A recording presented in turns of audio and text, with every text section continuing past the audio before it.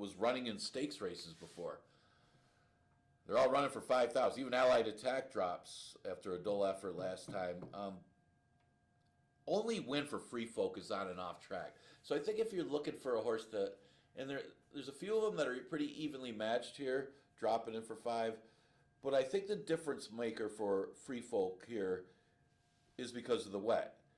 You see, the last best race for Free Folk was in the slop, where ran second behind Happy Instead, a horse that was running against better. King Cali, the horse that was third, stretched out and came back to win. So I think the off track might be the difference maker. Yeah, I don't like the last effort for Free Folk, but it was a tough race.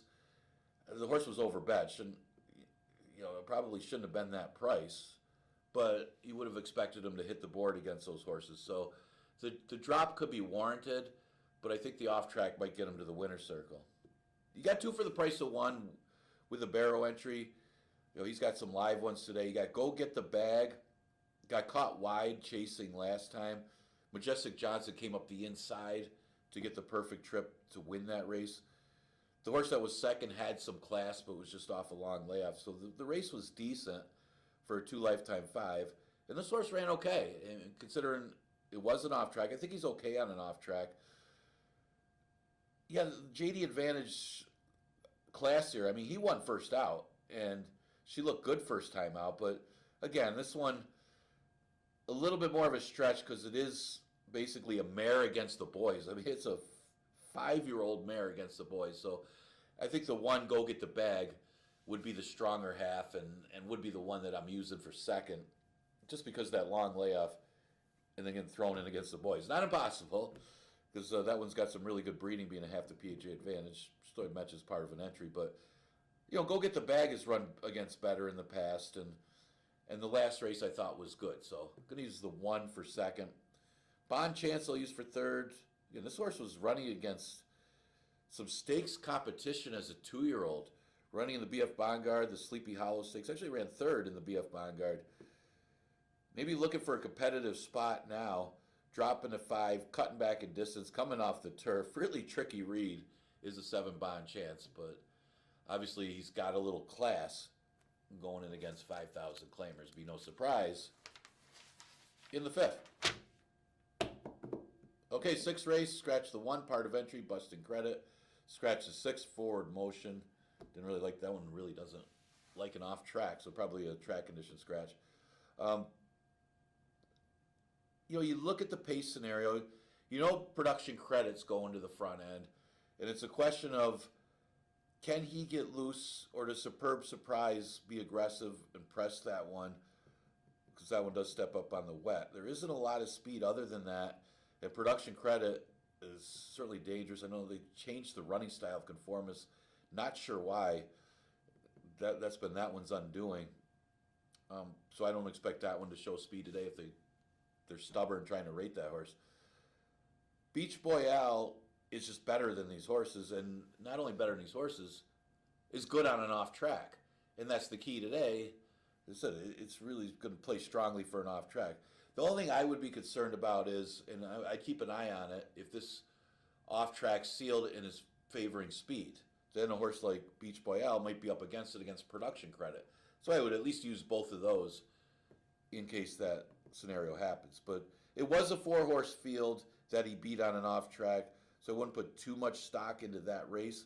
But he was running against tougher in New York, and last time he still earned a 72 buyer. The last race is still good enough to beat this field, and with the off track, he's the horse to beat. Again, Production Credit, if he gets loose, he likes an off track too. Some of his better numbers are on and off track, so he could be very dangerous if able to clear for the lead and get a big enough lead on Superb Surprise if that one doesn't pressure him.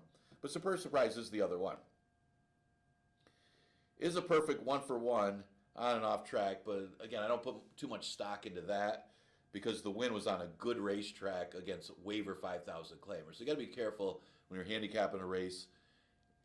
It's worth mentioning that he didn't mind it that day, but it doesn't mean a thing because he's supposed to beat waiver 5,000 claimers that day, and it was a good track not a sloppy track. So let's face it, he's still unproven whether he likes or not, doesn't like an off track.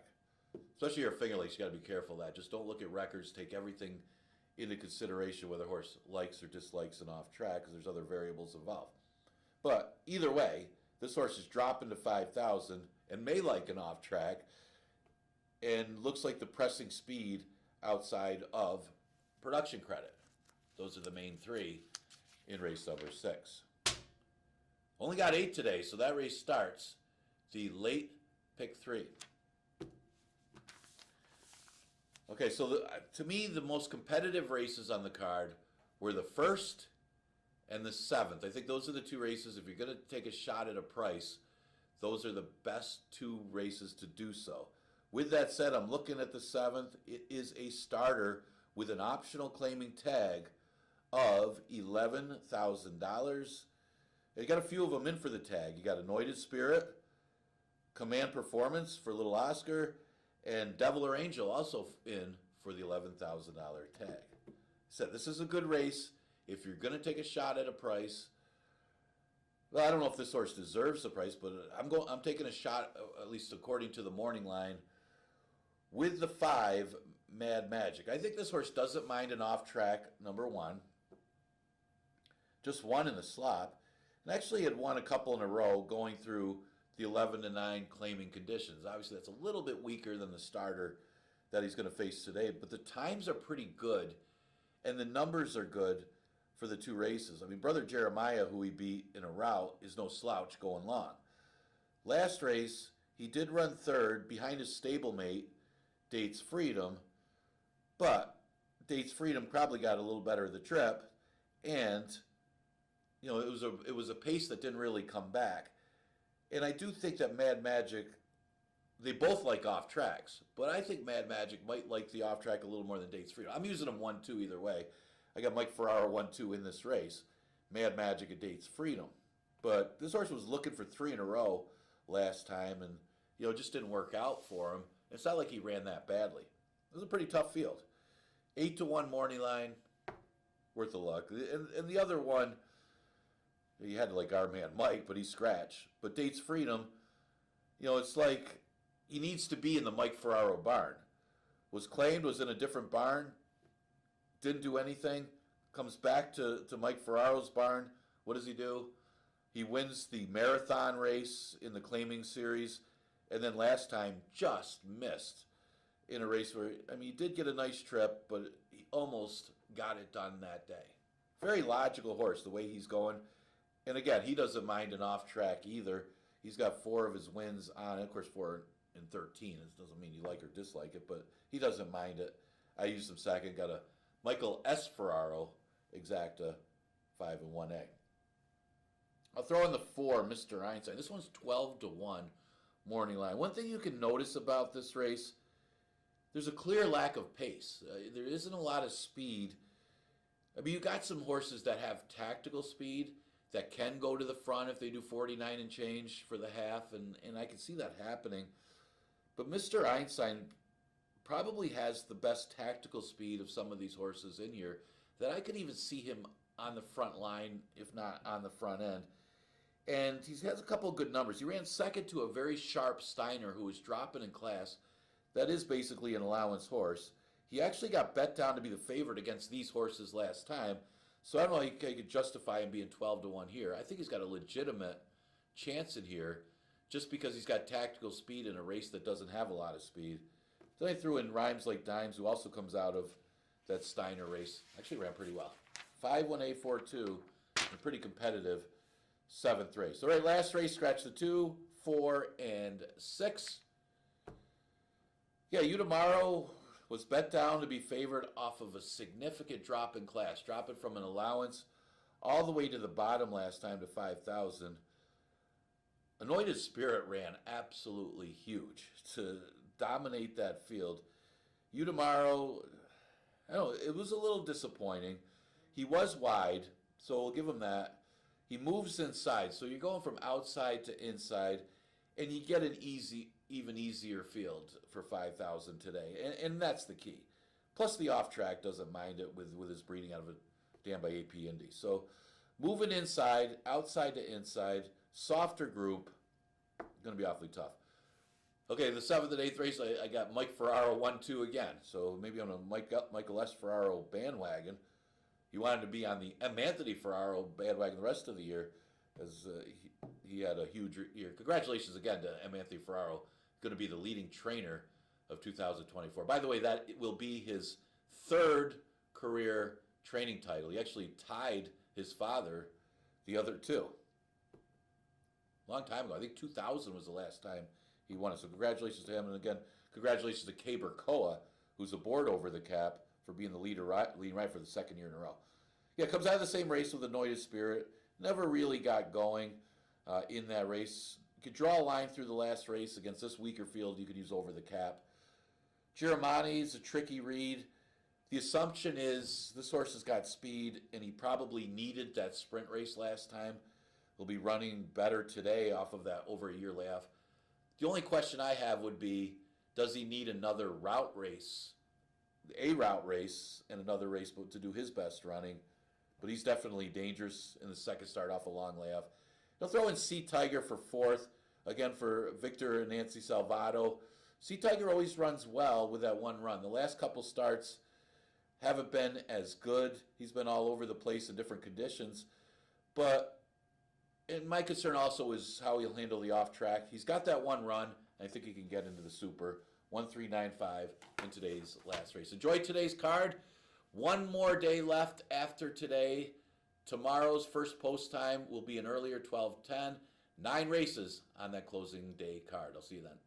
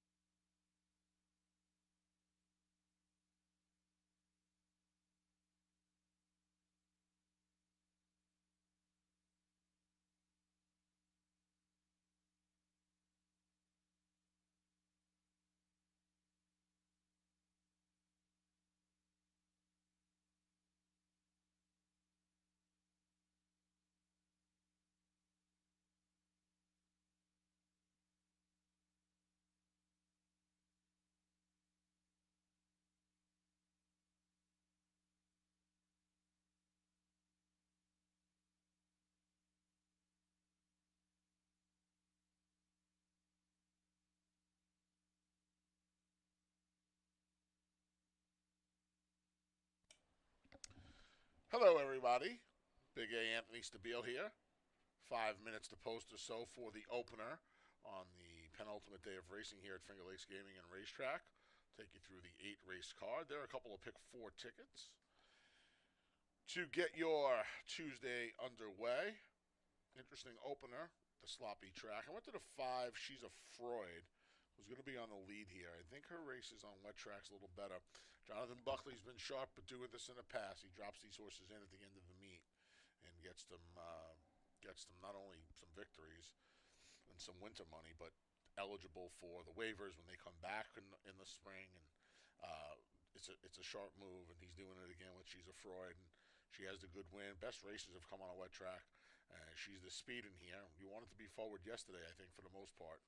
We'll put her on top. The number 7, Starry Midnight, ships in from the Big A for Jimmy Ferraro. You got to respect the circuit and the class relief. Not only is she coming in here, but she's going from 25 beaten to 11, 3 life. So, big drop. She doesn't have a lot of speed, and she doesn't have particularly good races on wet tracks, but they will likely be competitive against this bunch. And then finally, it's a wide open board, and I get that too. I could see you making a case for Fulgini, and I didn't. I don't prefer Fulgini. Who asked you?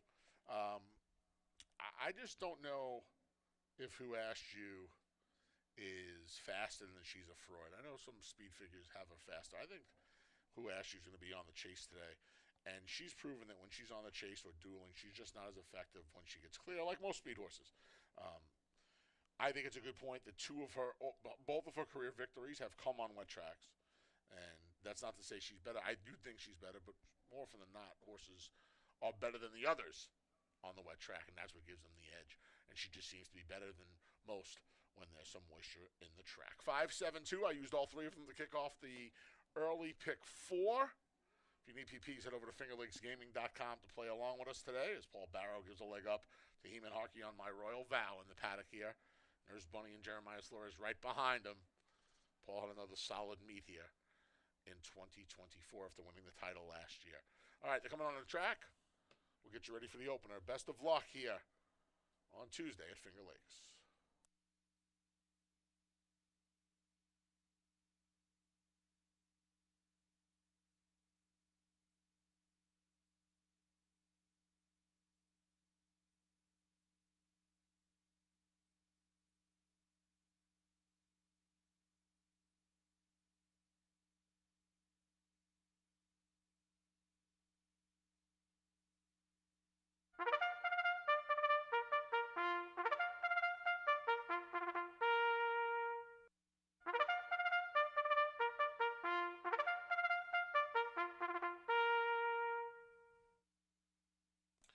As promised, here's the field for the Tuesday opener.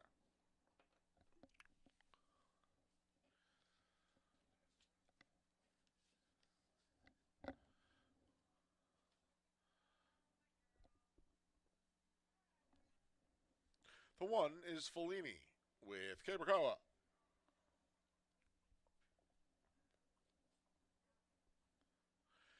The 2 is Who Asked You? Anthony Rodriguez is in the saddle. The 3 is My Royal Vow with Heman Harkey. The 4 is Nurse Bunny. Jeremiah Flores rides. The 5, She's a Freud with Kevin Navarro.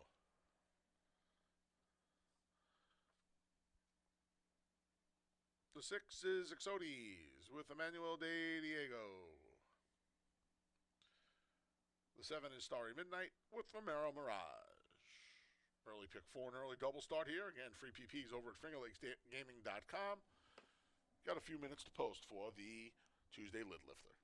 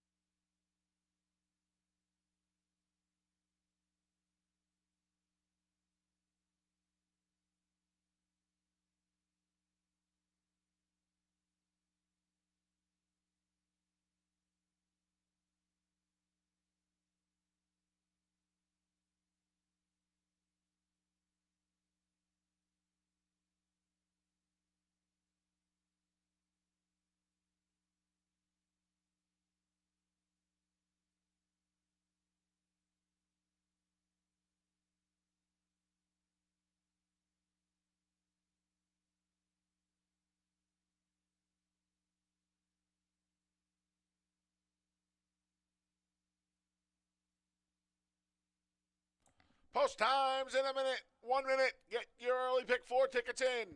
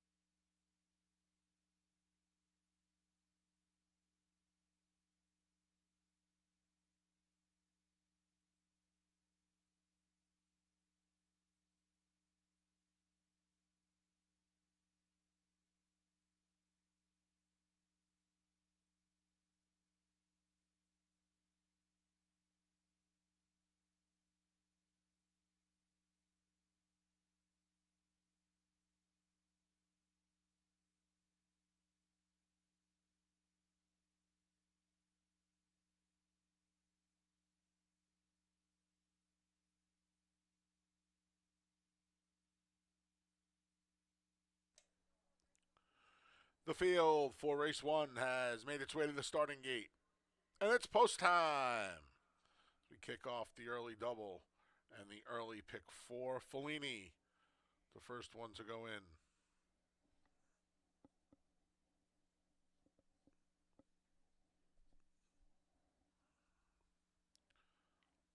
Here's Who Asked You?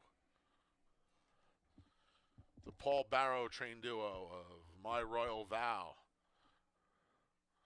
and Nurse Bunny are next.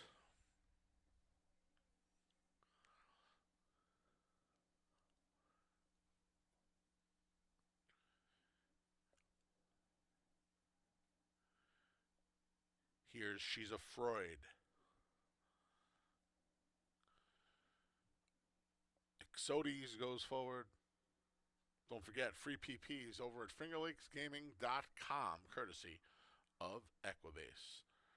The last to load, your current 8 to 5 favorite, Starry Midnight, shipping in from Aqueduct. They're in the gate.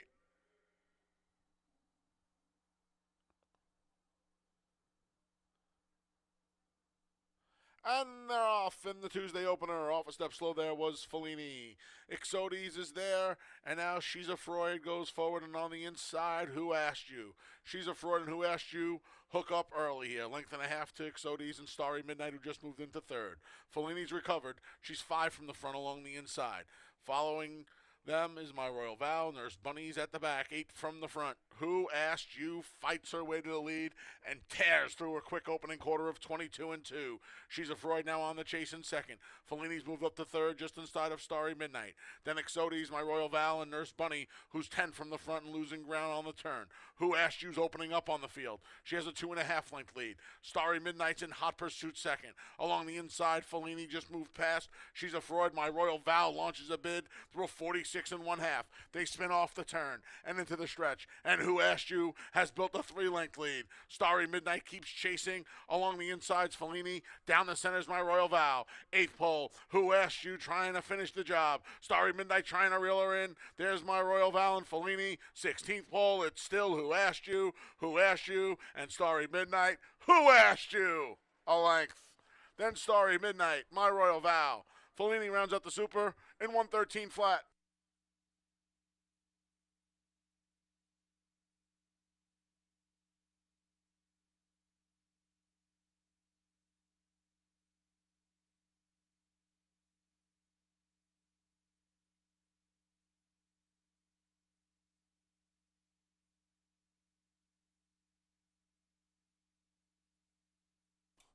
Number 2, Who Asked You was first. 7, Starry Midnight second. 3, My Royal Vow third. 1, Fellini finished fourth.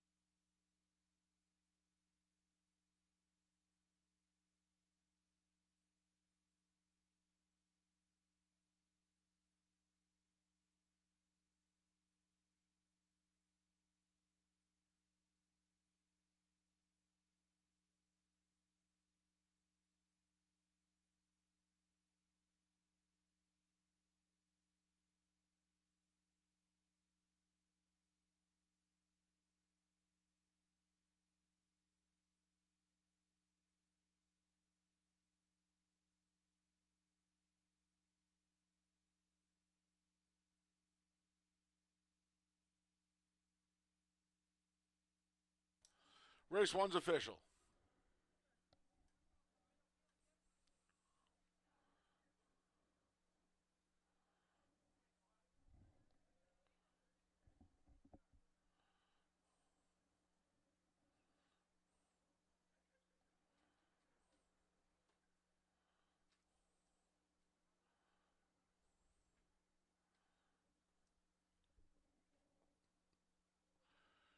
Returning to the winner's circle is the number 2, Who Asked You?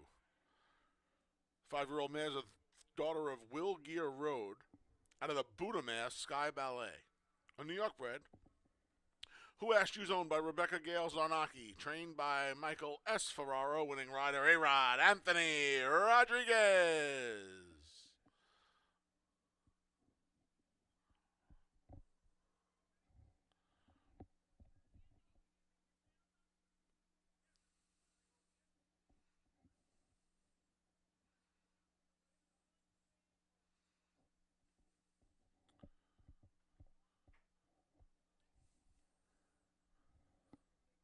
$2 exact to 27 25 20.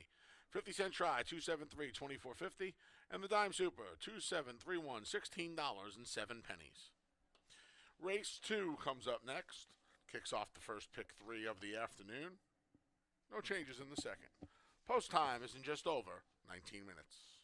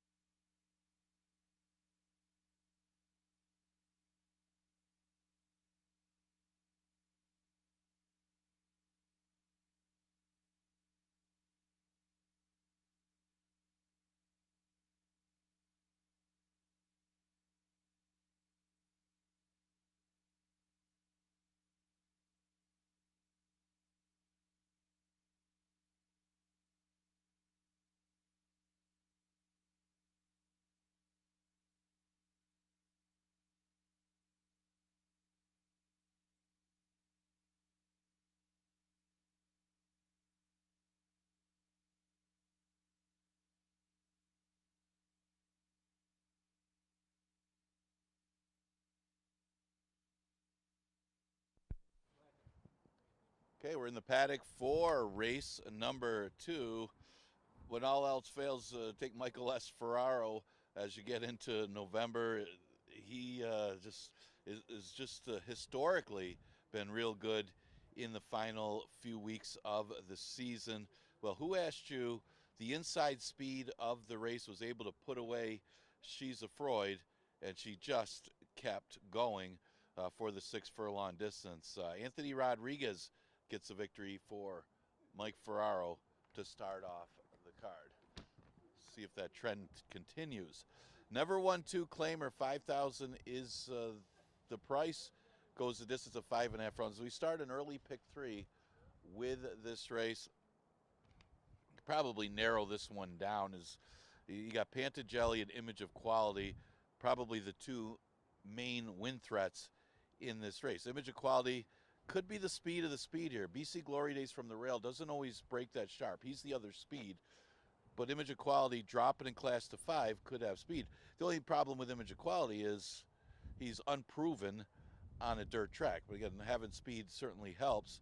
Pantagelli's the logical horse in here. Pantagelli was running against maiden special weights. Took him a while to break his maiden, but it was against special weights. Then he tried winners at the 11 to 9 level, ran a decent third, and then dropped to 5,000 and just didn't get the trip. Let's face it, it was a track that was favoring horses that were forwardly placed. You had to be on or near the lead. Vaunted was on the front. U Butte was just tracking that one, and that's how they finished. And this one didn't have the best, right? I mean, we had a slow start, then got caught with a little bit of a wide trip, and just was never in the race. Forgive the last race. It's even an easier spot today, depending on how good this other drop down is. He should be awfully tough. Image of Quality is going to be the favorite, it looks like. He's currently at odds of 6 to 5. But again, he's never won on a dirt racetrack. His only victory was on the synthetic. He doesn't have much experience on dirt tracks, just the one race. But we saw a horse win for Chris Engelhart yesterday, a horse going basically turf to dirt, and had speed. Maybe that's the variable that Image of Quality could have to get him to the winner's circle. With No Name, kind of more of the underneath type here. With No Name ran just off the board last time. His only win was on an off track. There's one thing you could say with No Name, although he's had plenty of experience. His last 2 races have been on off tracks, and he just didn't get the trip last time.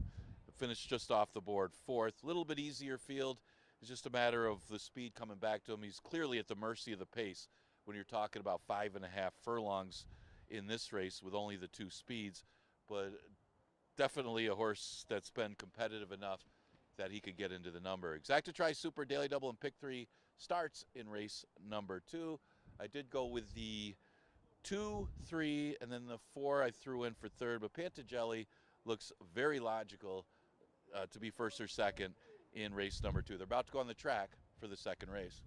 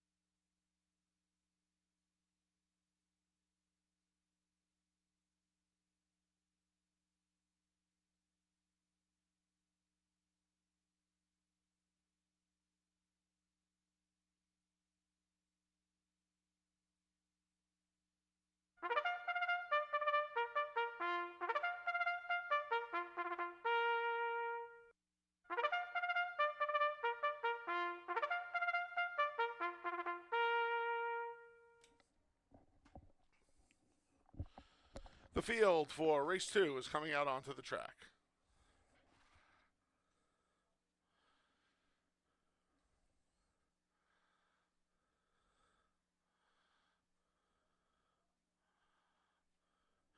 The 1 is BC Glory Days with Rafael Rohina Jr.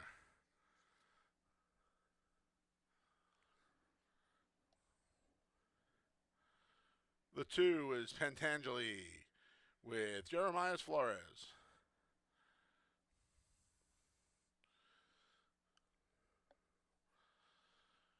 The 4 is With No Name, Heeman Harkey Rides.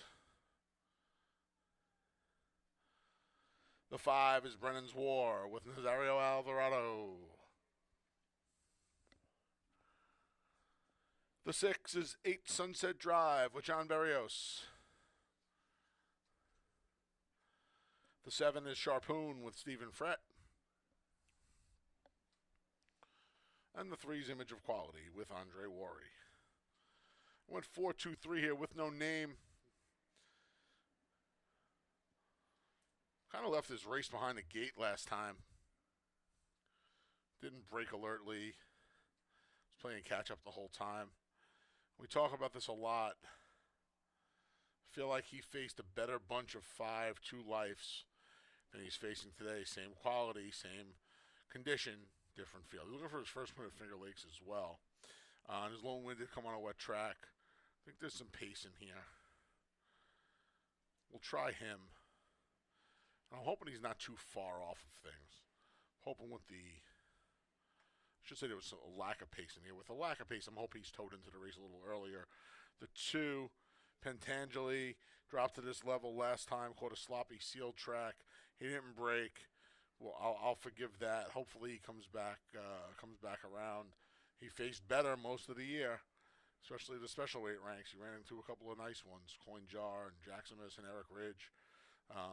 And we'll see if the second time for the nickel helps his cause. And then finally, the 3, Image of Quality, ships in. His one try on a conventional dirt track was not very good at all. And it was over a year ago, about 16 months ago. He just hasn't been running lately. He woke up a little bit on the all-weather at Woodbine. He's a short price at 2-1. 4-2-3 for me. Best of luck here in race 2. It kicks off the first pick 3 of the day.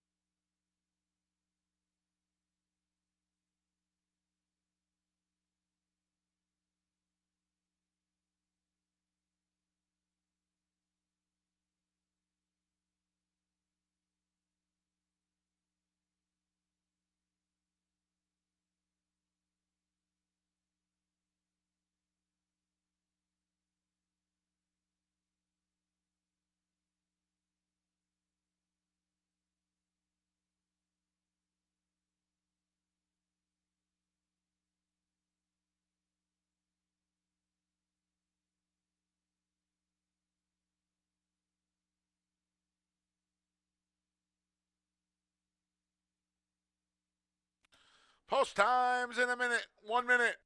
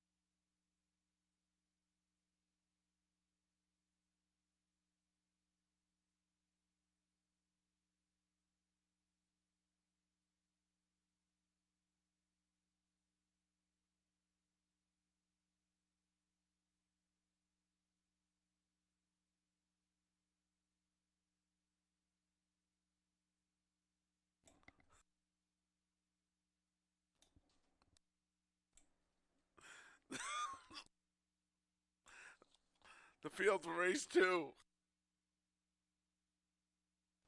has made its way to the gate in its post time. BC Glory Days is in. Here's Pentangeli, co-favorite right now, with the next one in. Image of Quality.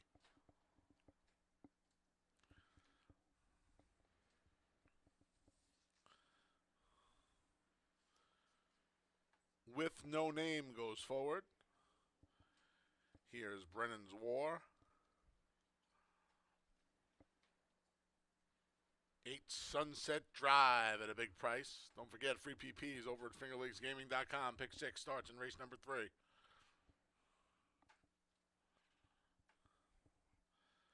Sharpoon, the last one to load. They're in the gate. And they're off. There goes Pentangeli for the lead. Far outside, Sharpoon's there. Between rivals is With No Name. Then we have 8 Sunset Drive and Brennan's War.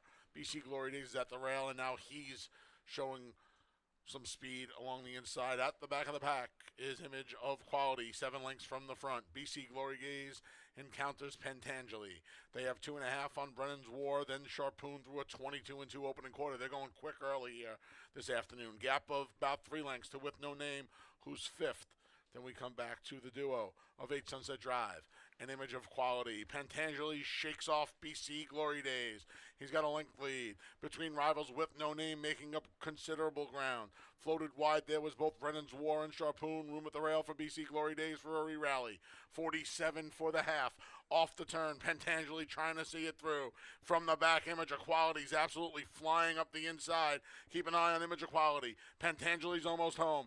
Image of Quality up the inside With No Name down the center. Pentangeli With No Name. Pentangeli With No Name got him.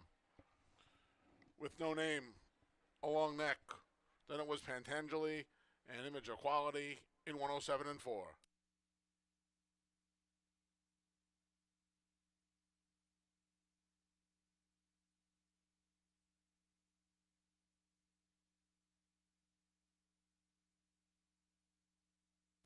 Photo finish. Hold all tickets.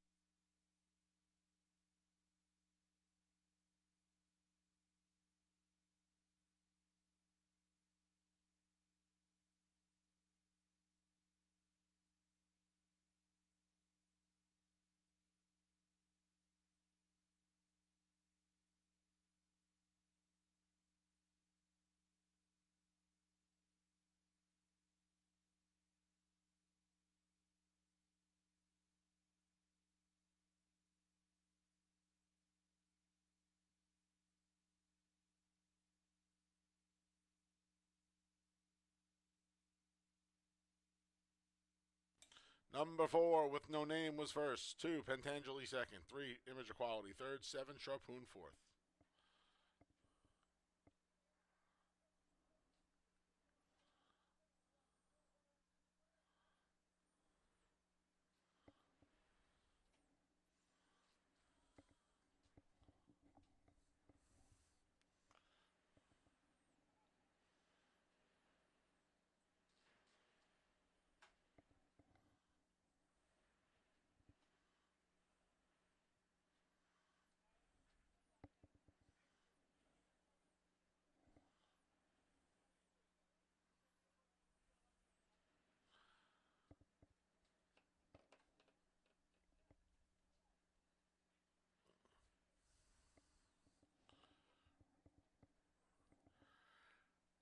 Returning to the winner's circles, the number 4 with no name.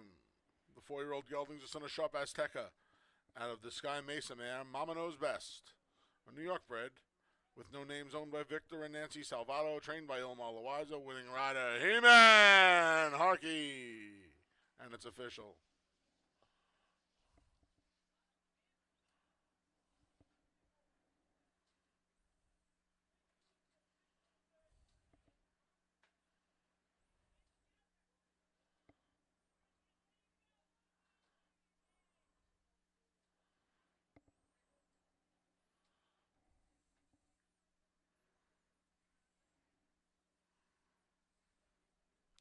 $2 double 2-4 51.50. $2 exact to 4-2 24.40. 50-cent try 4-2-3 17.75, and the 10-cent super 4-2-3-7 $11.77.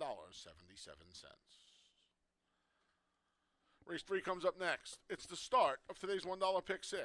No carryover in the pick 6. Here in race 3, you can scratch the 3 Rev Parker and a rider change for the 4 Rodolphe to Luis Perez. Post time for the third. It's in just over 20 minutes. Folks, don't forget, tomorrow closing day here. First post for the 9 race card will be 12:10. 12:10 first post. 9 races on tap. Mandatory payoffs in the pick 5, which starts in race 5, and the pick 6, which starts in race 3. Everything has to go tomorrow. And then starting Sunday, December 1st, there'll be new simulcast hours here at Finger Lakes Gaming and Racetrack.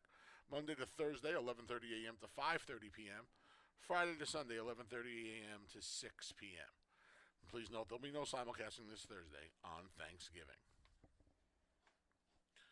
Once again, first post tomorrow for the final day of racing here, 2024, 12:10 with a 9 race card. Everything must go. Mandatory payoffs in the pick 5 and the pick 6. Thank you for your continued support throughout the season here at Finger Lakes Gaming and Racetrack.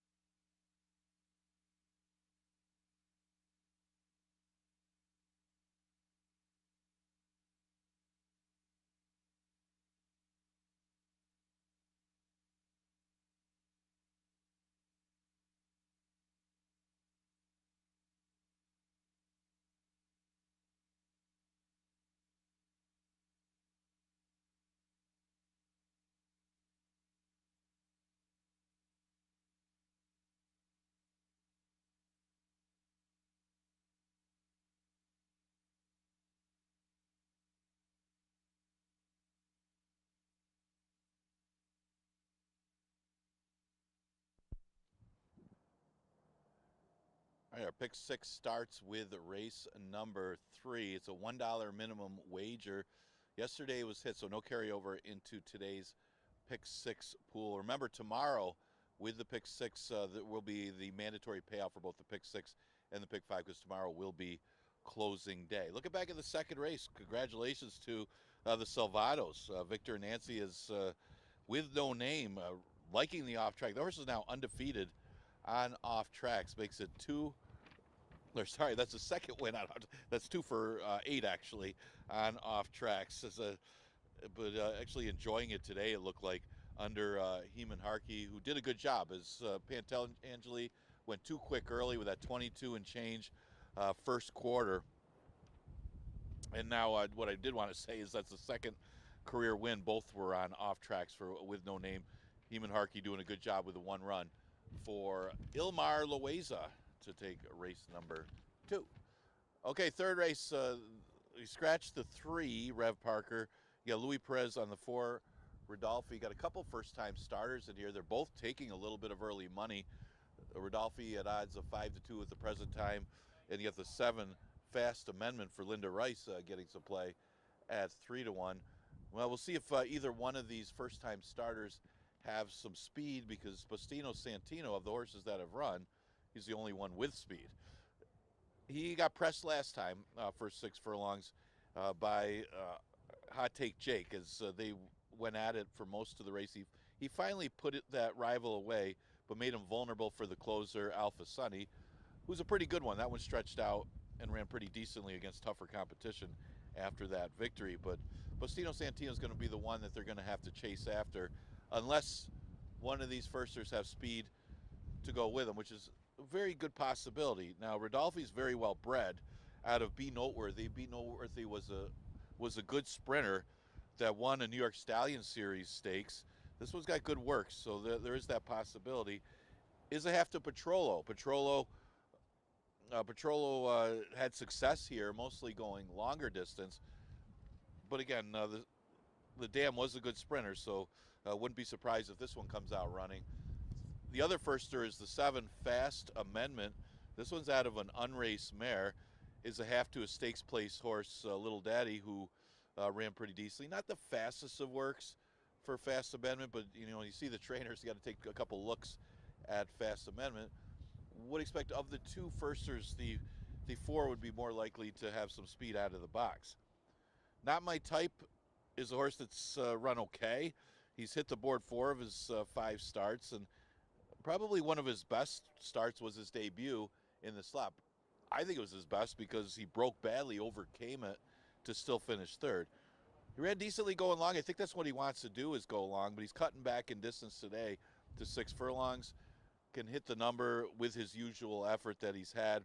And again, should be okay with the off track, as he did have that 1 third place finish. So we'll start the pick 6 with this race. I went with the 6, 4, and 5, using at least one of the first time starters in the race. We're just hoping the 6 Postino Santino gets the lead in some average fractions, I guess would say. And you got about 5 minutes to post as they're still getting ready for race number 3.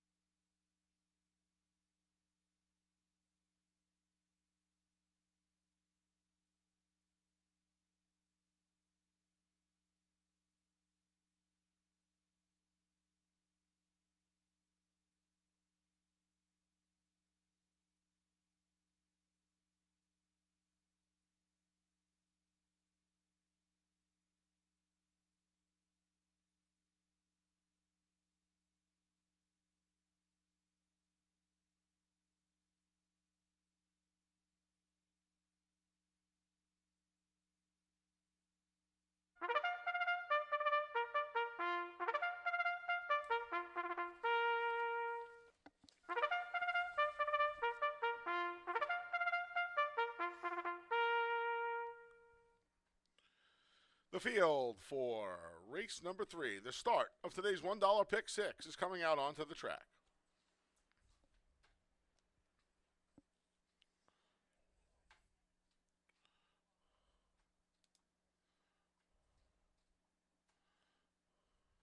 The 1 is Montauk Surf.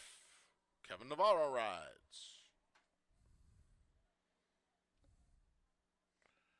The 2 is Fluorescent Bay with Jackie Davis. Scratch the 3, Rev Parker. The 4 is Rodolphe. Please note the rider change to Luis Perez. The 5, Not My Type, has Rafael Rohina Jr. in the saddle. The 6 is Bustino Santino with Jeremiah Flores. And the 7's First Amendment with Heeman Harkey looking for 2 in a row. I went 1-6, excuse me, 1-6-5 here. Best race of Montauk Surf's life was last time on a wet track here at Finger Lakes. He ran for the 11 that day. But I'll tell you what, I think if he can repeat that effort, that buyer fig he ran puts him right on the money in here. He's the biggest price on the board. That's insane. That's insane. From the rail with speed. I mean, I like Montauk Surf here at a big price. Perhaps his biggest challenge will come from the even money favorite, his barnmate, Bustino Santino. Bustino Santino's had 13 tries, albeit only 2 of them have been here at Finger Lakes. He was good last time. He was not very good in his first start here. He was 7-5, and he got beat on a sloppy sealed track. This track's not sealed, but it's sloppy. And I know he's run okay on some wet tracks, but I don't know. I didn't like his race here that much. He's burned a lot of money since getting here. Even money last time. He's even money again. Give me the bigger barrow, Montauk Surf, and then we'll round things out with the nickel, a 5-ball. Not My Type. Tried 2 turns last time.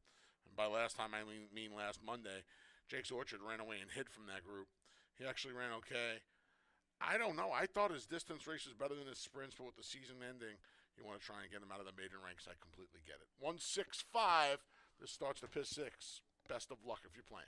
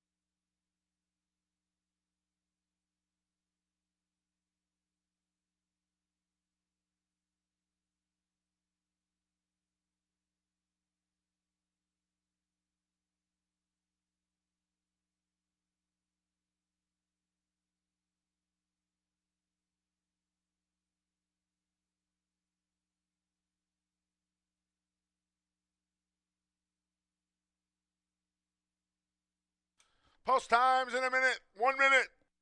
Get those pick 6 tickets in.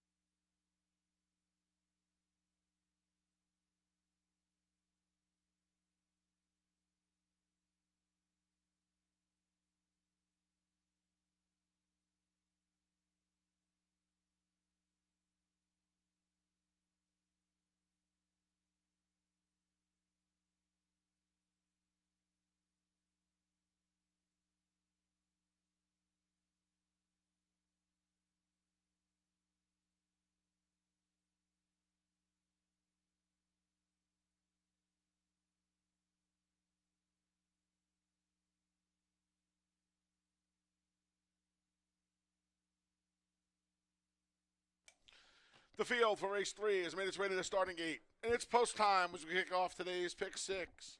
Don't forget, everything must go tomorrow. Pick 6. Pick 5, mandatory payouts tomorrow, 9-race card. Pick 6, as always, goes as race 3. Pick 5 goes as the 5th. Post time tomorrow, 12:10. Will be closed for simulcasting this Thursday for Thanksgiving as Montauk Surf goes in. Fluorescent Bays next.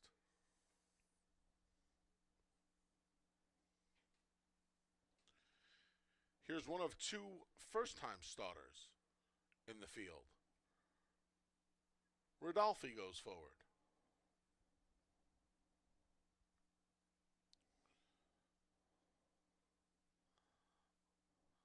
Not My Type goes in. Here's your even money favorite, Bustino Santino. The last to load's the other firster, Fast Amendment. They're in the gate. And they're off. Bustino Santino breaks alertly and goes right to the lead. Here comes one of the firsters, Rodolphe, giving chase in second along the rail. Montauk Surf settles into third. Wide on the track is Not My Type. Outside of him is Fast Amendment. He's about 6 from the front. And the trailer is Fluorescent Bay. Bustino Santino quickly puts Rodolphe away. Not My Type immediately picks up pursuit on the outside, and at the rail, Montauk Surf's on hold through a 23-second opening quarter. Then we come back to Fast Amendment, and the trailer still Fluorescent Bay. Bustino Santino still leads. He's got 2 on Not My Type. Montauk Surf creeps closer along the rail in third, and Rodolphe's under a ride. So too is Fast Amendment. The trailer's been Fluorescent Bay throughout. The leader throughout has been your favorite, Bustino Santino.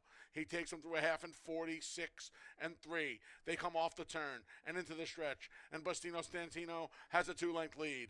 Up the inside, Montauk Surf tries to run down his barnmate. Down the center comes Fast Amendment. They come to the 16th pole, and it's all Bustino Santino. Your prohibitive favorite's going to get out of the maiden ranks today. Bustino Santino by 4.5 at the end. Good debut for Fast Amendment, getting up for second. Then Montauk Surf, and Not My Type in a sharp 1:12 and 3.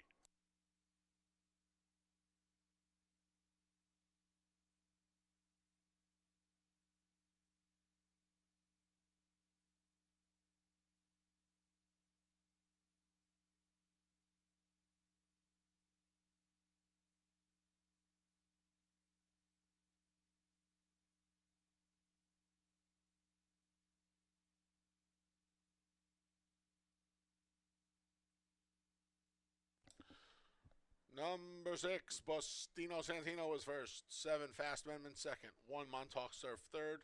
It's a photo for fourth.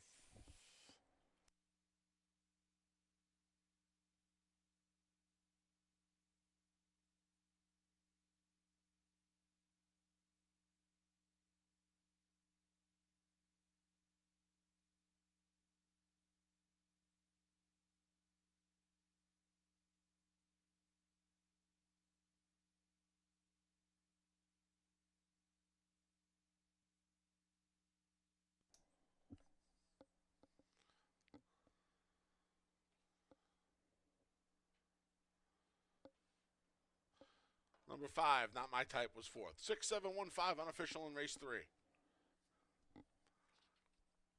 Making his way into the winner's circle for the first time is the number 6, Bustino Santino. 4-year-old gelding's a son of Bustin' Stones out of the It's No Joke Mare Amulet. A New York bred. Bustino Santino is owned by Roddy Valenti, trained by Paul Barrow, winning rider Jeremias Flores.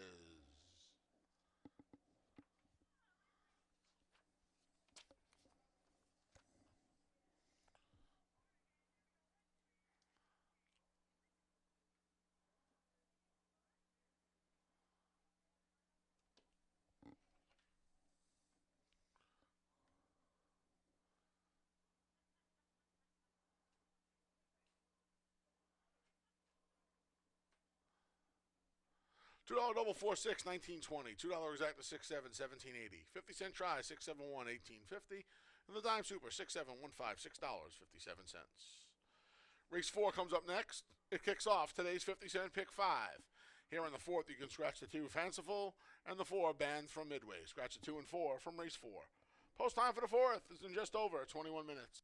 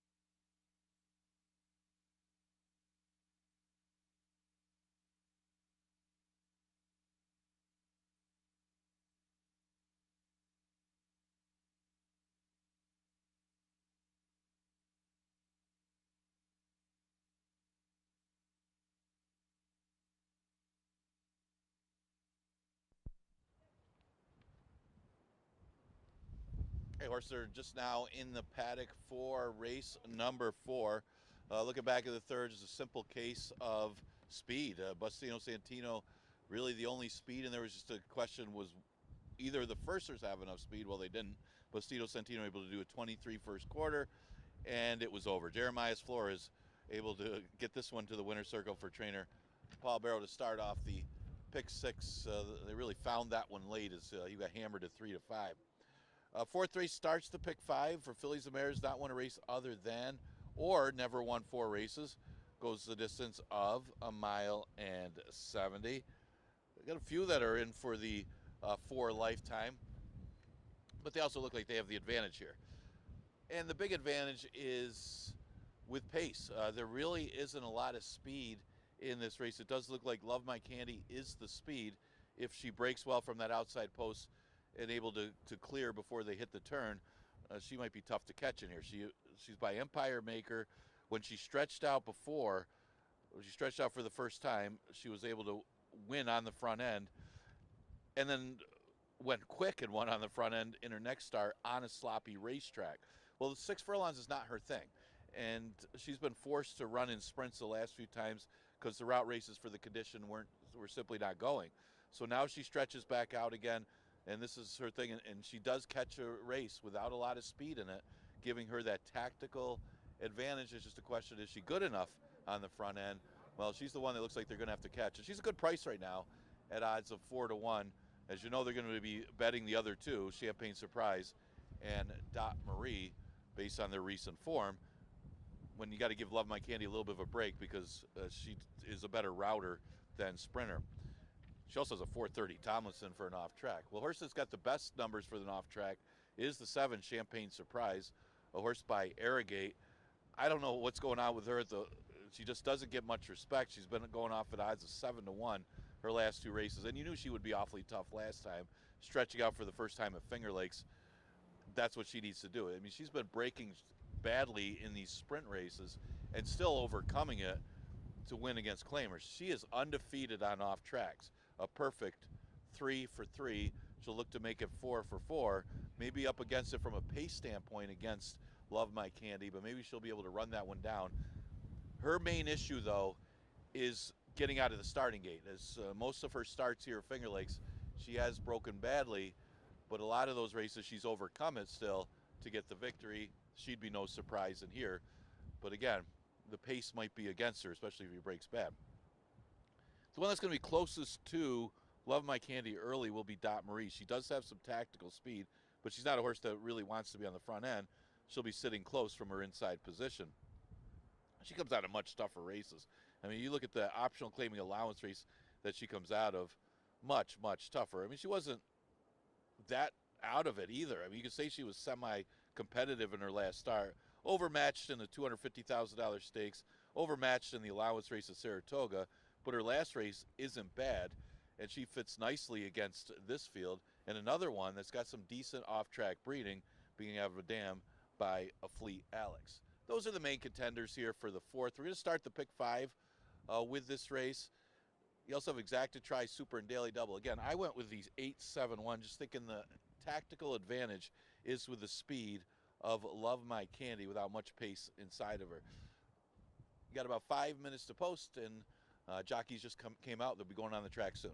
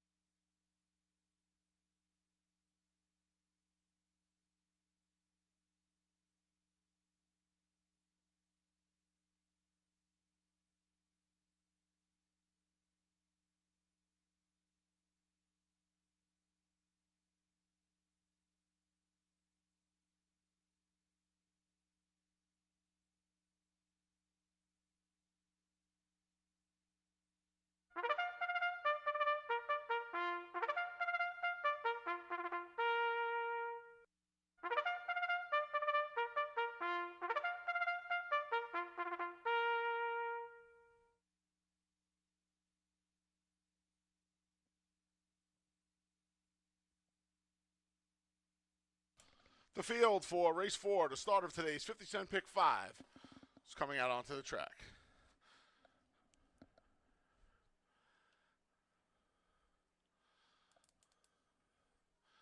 The 1 is Dot Marie with Romero Mirage. Scratch the 2, Fanciful. There's the 3, Raw Power with Joel Cruz. Scratch the 4, Band from Midway. The 5 is Sweet DeSantis with Luis Perez. The 6 is Misty Gale. Stephen Fret rides. The 7, Champagne Surprise with Nazario Alvarado. And the 8's Love My Candy. Anthony Rodriguez looks for a riding double. I went 7-1-8 in here. There's about 2 minutes to post. Don't forget to get your 50-cent pick 5 tickets in. Best of luck here in race number 4.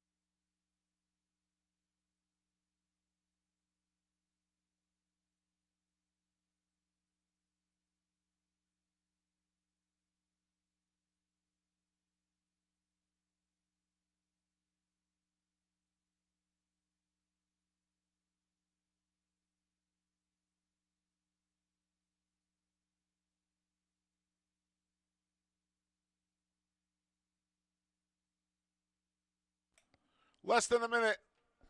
Get your pick 5 tickets in.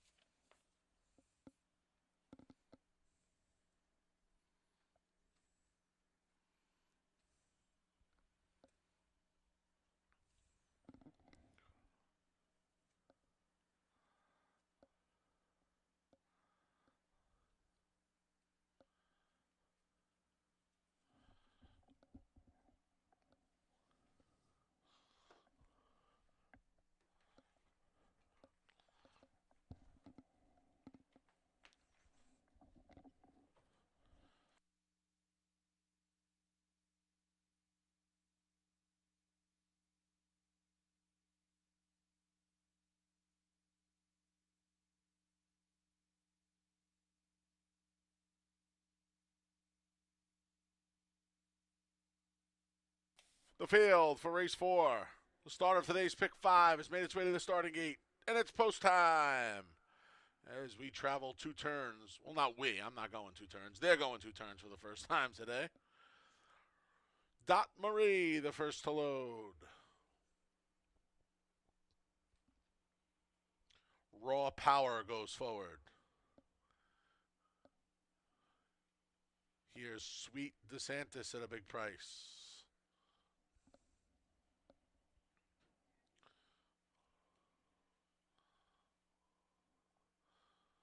Misty Gale goes in.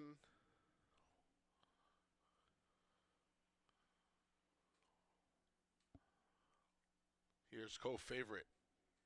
Actually, now your slight favorite, Champagne Surprise. Love My Candy's the last to load. There in the gate. And they're off. There goes Misty Gale for the lead from the far outside. Love My Candy going to try to cross and clear with A-Rod, and she does just that. It's Love My Candy who quickly opens up a 4-length lead. Misty Gale left in position, went wide on the turn there to Love My Candy. She went to about the 5 path, but she's still 2 in front. Dot Marie up the inside, moves into second, just ahead of Misty Gale around the Sunsplash Clubhouse turn here at Finger Lakes. Then Champagne Surprise on hold. She's 8 lengths from the lead in 4th, followed by Sweet DeSantis and Raw Powers at the back. 24-2 opening quarter here. Freewheeling on the front end as they head up the Finger Lakes backstretches. Love My Candy. She's built a 6-length lead. Dot Marie is second, followed by Misty Gale at a big price in third. Up the inside comes Sweet DeSantis just ahead of Champagne Surprise. Nazario Alvarado trying to motivate her. And Raw Powers caught up, but she still has a dozen to make up. 48-1. Tempo picks up there as they head to the far turn. Love My Candy's lead is down to 4. Dot Marie and Romero Mirage creep closer. And now Champagne Surprise gets her cue from Alvarado, and they're picking up ground 2. Still 7 from the front. To the inside, Sweet DeSantis. Misty Gale calls it a day. Raw Powers trail throughout. 113-1 for 3 quarters. Love My Candy.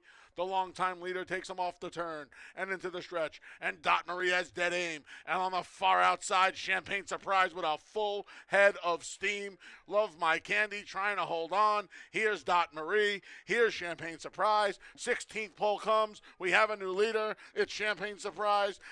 Dot Marie battles back. Dot Marie, Champagne Surprise. Dot Marie, Champagne Surprise got her at the end.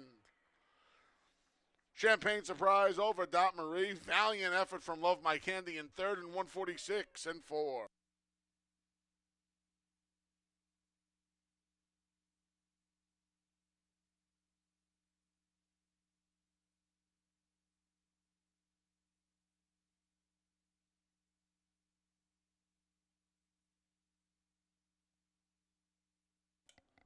Photo finish. Hold all tickets.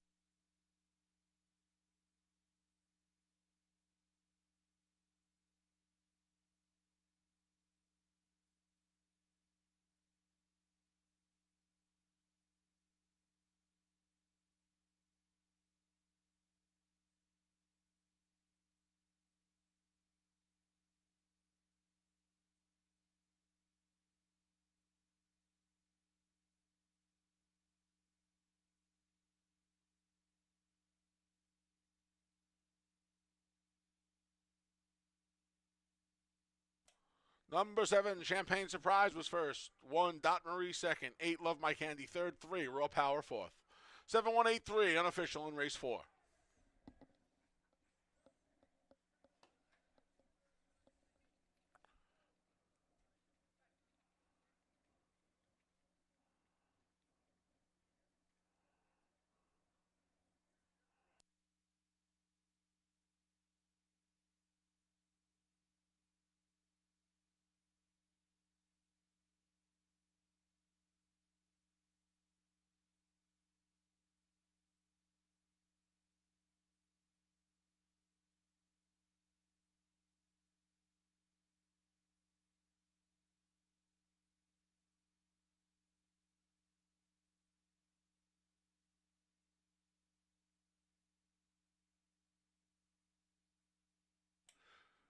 Returning to the winner's circles, the number 7, Champagne Surprise.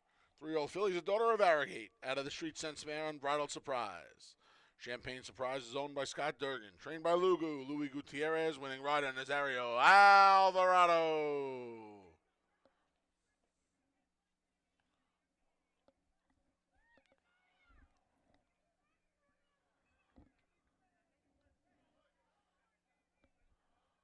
$2 double 6-7 13-20. $2 exacta 7-1 16 even. 50-cent try 7-1 8 $8.15. 10-cent super 7-1 8-3 $7. 50-cent pick 3 4 6 7 18 even. And the 50-cent pick 4 2 4 6 7 $73.12. The early pick 4 is a wrap. It's time for the late pick 4. Starts here in race 5. Scratch the 2. Ranger Blue. Race 5. Scratch the 2. Post time for the 5th is in just over 21 minutes. Don't forget, folks, tomorrow's closing day here at Finger Lakes. Live racing wraps tomorrow for the 2024 season. 9-race card kicks off at 12:10. First post tomorrow, 12:10 for the 9-race card. Mandatory payoffs in the pick 5 that starts in race 5, and the $1 pick 6 that starts in race number 3. There'll be no simulcasting this Thursday as we celebrate Thanksgiving. A new simulcast hour starting Sunday. Monday to Thursday, 11:30 to 5:30. Friday to Sunday, 11:30 to 6. Thank you for a great racing season. Racing will resume in April, but not before we wrap it up tomorrow. Closing day, first post here at Finger Lakes Gaming and Racetrack for the 9-race card is 12:10.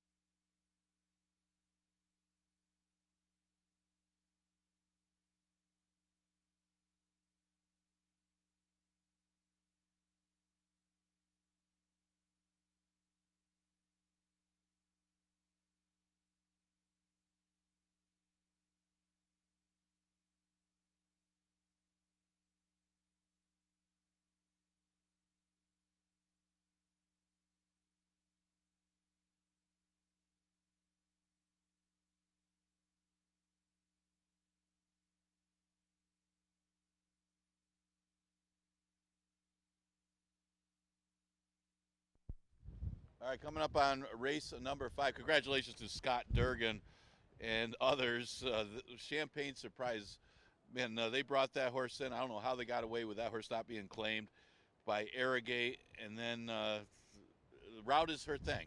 It was just a question of the pace, because you know she was the best horse in there. Well, Love by Candy went ridiculous fractions when she was low in speed, which kind of set it up for Dot Marie and Champagne Surprise to come close on her. And Champagne Surprise is now a perfect 4 for 4 on off tracks. And she's a real good one for Lugu and Scott Durgan. Naz Alvarado guided that one to victory. Congratulations to the connections.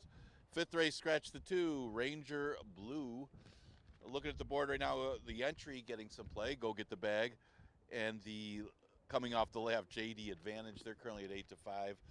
You look at the 5 Free Folk and the off-track record, and only win for this one is on the off-track. As mentioned earlier, you know, the off-track horses on this sloppy track, and it's really wet out there, it's really going to play that way. So if they've had history of doing well on off-tracks, they're going to run well on this off-track today, and that's been the case so far in the first 4 races.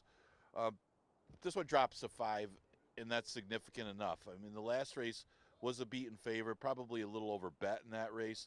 Didn't deserve to be the favorite, so you can't fault the horse. Just kind of chased.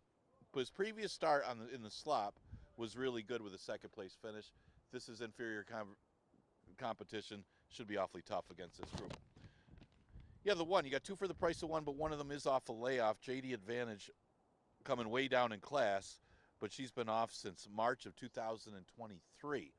Go Get the Bag, though, is a horse that definitely plays in here. She barely got beat by Bottomless Refill, and she had a tough 10 post that day. She came rolling. The pace flow wasn't that great for her, going 5.5 at her next start. Had a wasted trip to Presque Isle, no shot there. But then last time, the race is better than it looks. He was wide in that race. The winner came up the inside. The horse that was second was Classy, coming off the layoff. So if he runs his race, he's going to be in the mix. And he's at 8 to 5, coupled with JD Advantage, who's a half to PJ Advantage. Yeah, he's classy enough, but it is a long layoff. And let's just say she, because it is a mare. This is a 5-year-old mare against 2 Lifetime 5,000 male competition. So an interesting move for JD Advantage. So would think Go Get the Bag would be the one they're playing of the entry. Bond Chance was running against stakes competition as a 2-year-old, and now he's in for 5,000. So he's hit humbler times here, but he was hitting the board against higher claimers at Saratoga in New York as early as this past summer. Only a couple starts this fall weren't that good, so he gets some class relief, dropping to 5,000. Man, he was 3rd in the BF Bonguard as a 2-year-old. Now he's in against our 5,000 claimers. So class-wise, you got to think he's got a big chance in this one. Yeah, you got a classy horse and JD Advantage. Broke his mane for 40,000. He's in for 5, but he's off a long layoff. And you got a horse that ran 3rd in the BF Bonguard. He's in for 5,000. But I still think Free Folk might have the advantage because of the off-track in here. Other options, you got Allied Attack. He's only had the 1 trip over the track, and he got caught wide in that race. It was for tougher, so he drops as well. He's another one to consider using. 5 Destinations beat a lot easier in that $5,000 maiden that he won. Not even sure if he's going to make the lead against this field, and that could be a big factor here too. Is not a lot of speed in here. Free Folk does have some tactical sprint speed that might put him on the front line against this group, which could be another advantage for him. So Exacta Tri Super Daily Double, and the late pick 4 starts with this race. Scratch the 2, Ranger Blue.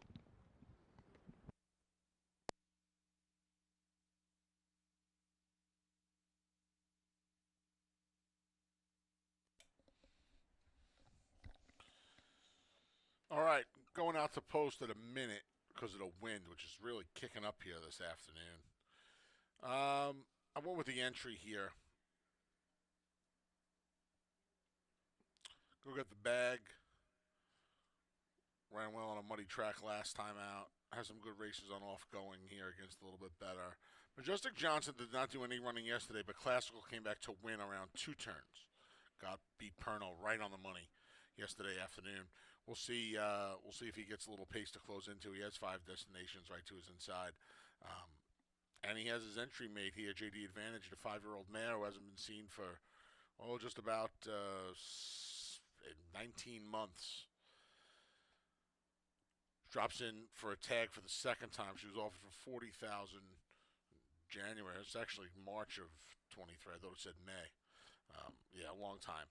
So we'll see. She's in for a nickel now. Basically, you can have her if you want her. I put Free Folks second. Thought his race 2 back was okay behind Happy. Instead, he drops to the bottom now. He got the job done against 5 destinations, and Ollie can dance, but quite frankly, I don't think they're much when he broke his maiden. And then finally, the bottom horse, Bon Chance. He's been scratched a few times when entered up here. I don't know what to do with him. He has been just awful since winning his maiden on debut, looking like a good thing, paying $30 in the process. That was 16 months, 12, 13, 14 months ago. He ran okay 3 starts back on the dirt, and then he's just fallen apart again. I understand respecting the circuit relief, but they already sent this horse to Meadowlands for $7,500 on the grass, and run 2 steps. So I don't know. I used him because I don't know how he's going to handle a wet track against these. He faced much better when he was on a wet track as a 2-year-old. See how he shakes out here at 5-2. 157 for me. Best of luck if you're playing that late pick 4. I used all 3 of them.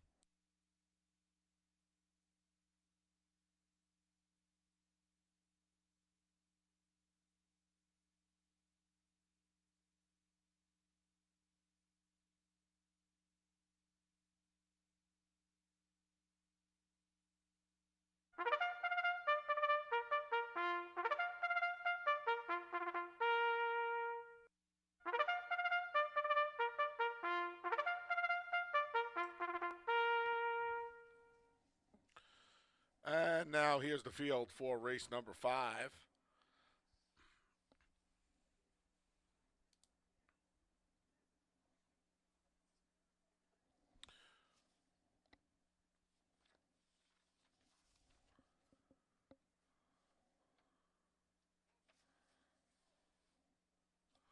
The 1 is Go Get the Bag with Romero Mirage.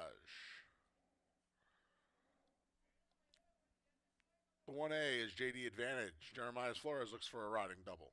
Scratch the 2, Ranger Blue. The 3 is 5 Destinations with Emmanuel De Diego.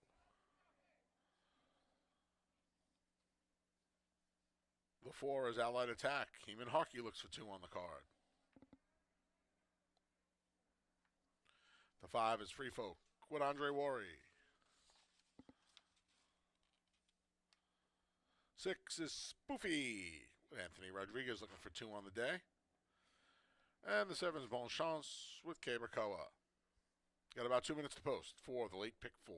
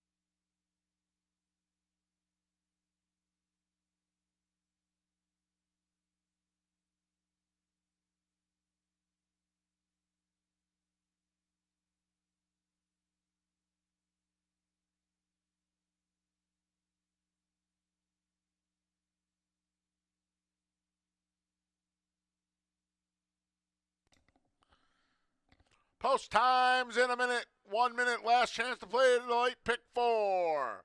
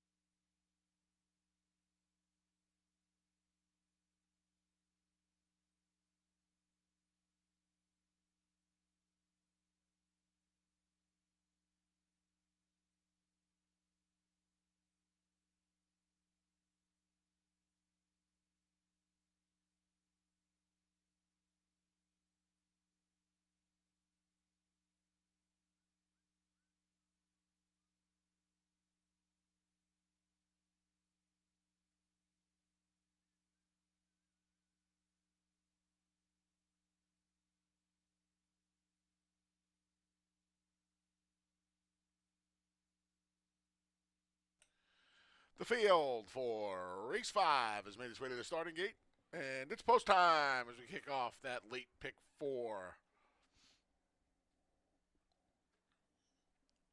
5 destinations will be the first to load in.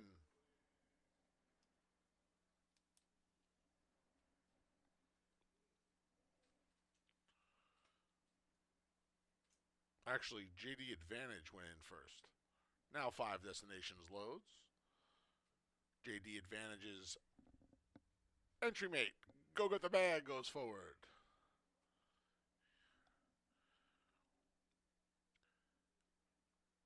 Here's Allied Attack.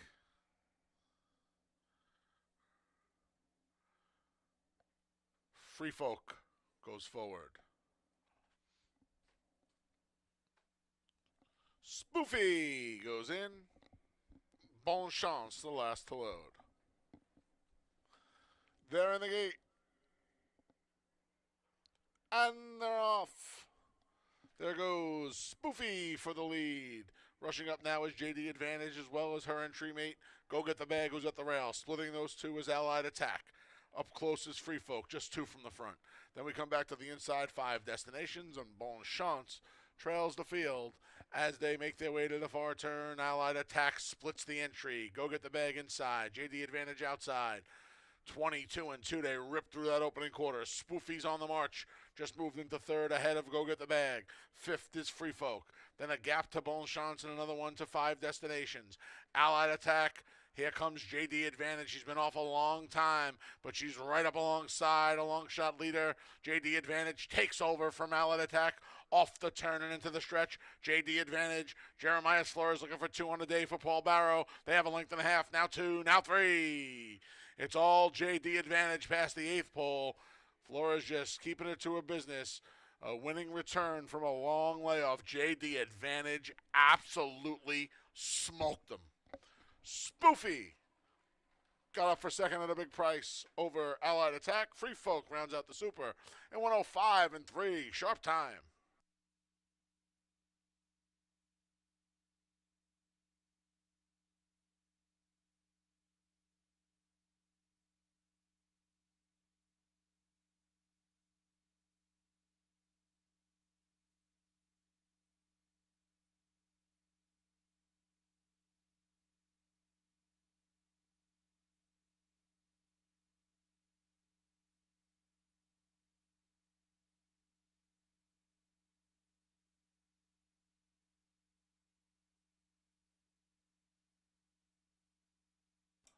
One A, JD Advantage first. 6, Spoofy second. 4, Allied Attack third. 5, Free Folk fourth.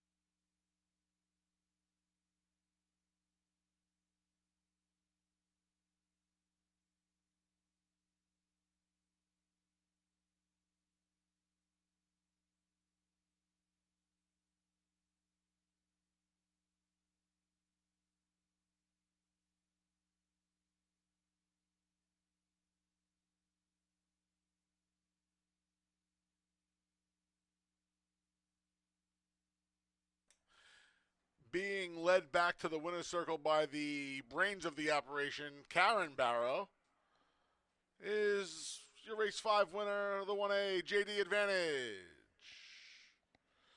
5-year-old mare is the daughter of boys of Toscanova.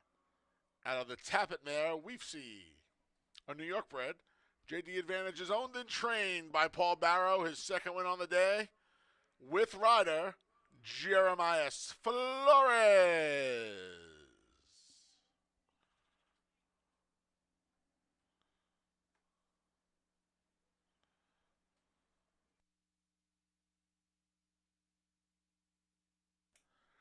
$2 double 7-1, 1840. $2 exacta 1-6, 2640. 50-cent try, 164, 51 and a quarter. Dime super, 1645, $36.30. And the 50-cent pick 3, 671, $10.25.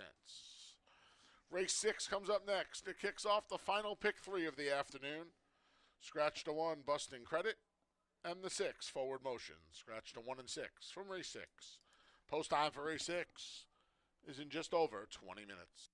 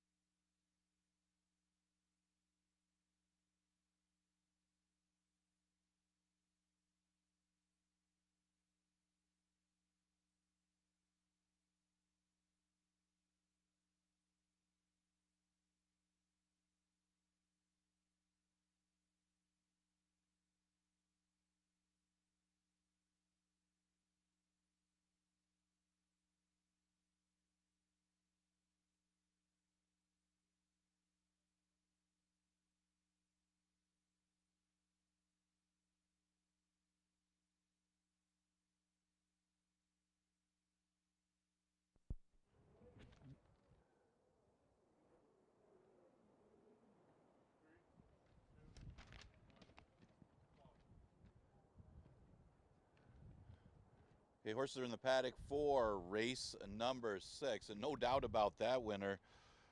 The mare beats the boys in race number 5, and boy, did she. She dominated, showing her past class despite the layoff since March. Jeremiah Flores guided that one to victory for Paul Barrow. That's a couple wins on the day for that team, and it wasn't close. She was much the best, way too good for those $5,000 claimers. Man, big effort by that one. Okay, final pick 3 of the day as we have an 8-race card. Exacta, trifecta, superfecta, and daily double offered in here. We're going to scratch the one part of entry, busting credit. Well, Beach Boy Al looks to be the horse to beat in here. Not just the off-track record, but class-wise too. He drops in class coming back here from New York, where he ran against the Open 10s and only got beat 2.5 lengths. Last time here, yeah, it was only a 4-horse field, but he was best in there, and it was a decent 4-horse field that he beat over a good racetrack. But 3 wins and 5 starts on the off track. The only concern would be getting enough pace. It does look like there's a possibility of that happening. Production credit appears to be the speed, but Superb Surprise also has tactical speed as well. That might be all Beach Boy Al needs to chase down the speed in race number 6 at this short 5.5 furlong distance. And the distance also benefits Beach Boy Al with his run. He is a perfect 3 for 3 at the distance. So a lot to like with Beach Boy Al. He's currently the favorite at odds of even money. Mention production credit. The record on an off track might be misleading. This horse does step up when it comes to the off going. At least he has in the past. 50% of his wins have been on the off track, but he is 3 for 16 overall. Has a lot to do with his form and who he's up against in the past. He's the speed of the speed, and they're going to have to catch him. And again, he likes the off going.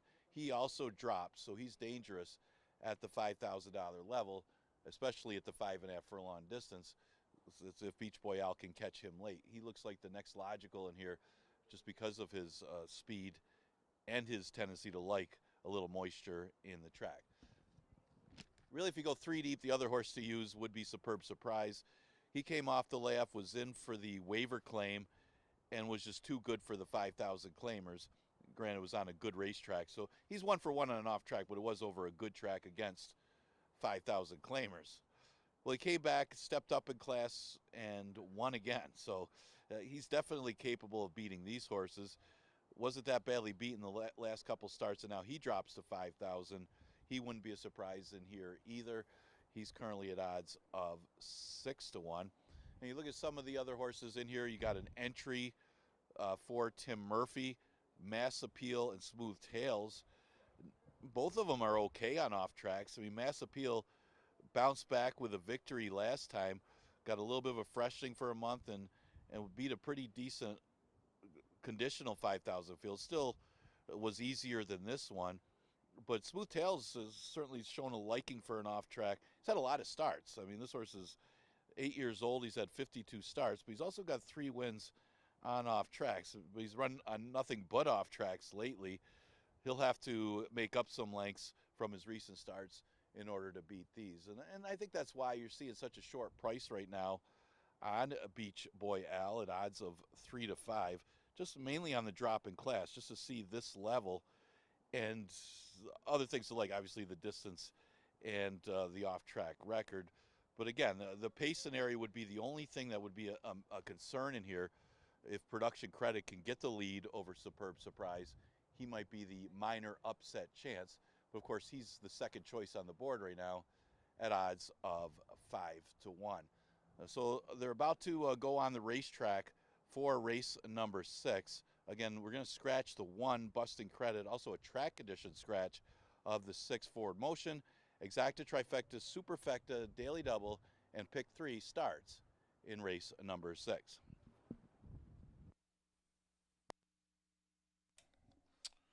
I went 3, 4, 1A here.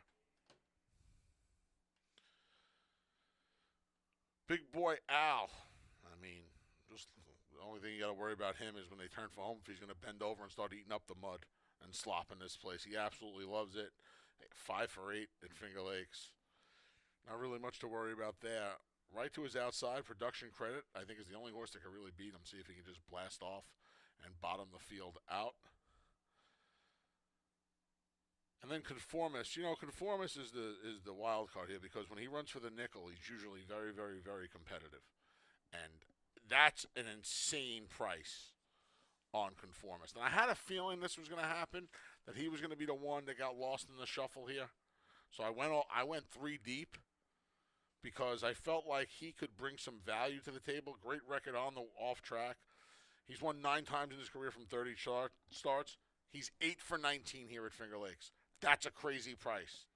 3, 4, 5 for me as the field for the 6th comes on the track. It starts the final pick 3 of the day. Conformist would be a real separator. Best of luck as they come onto the track.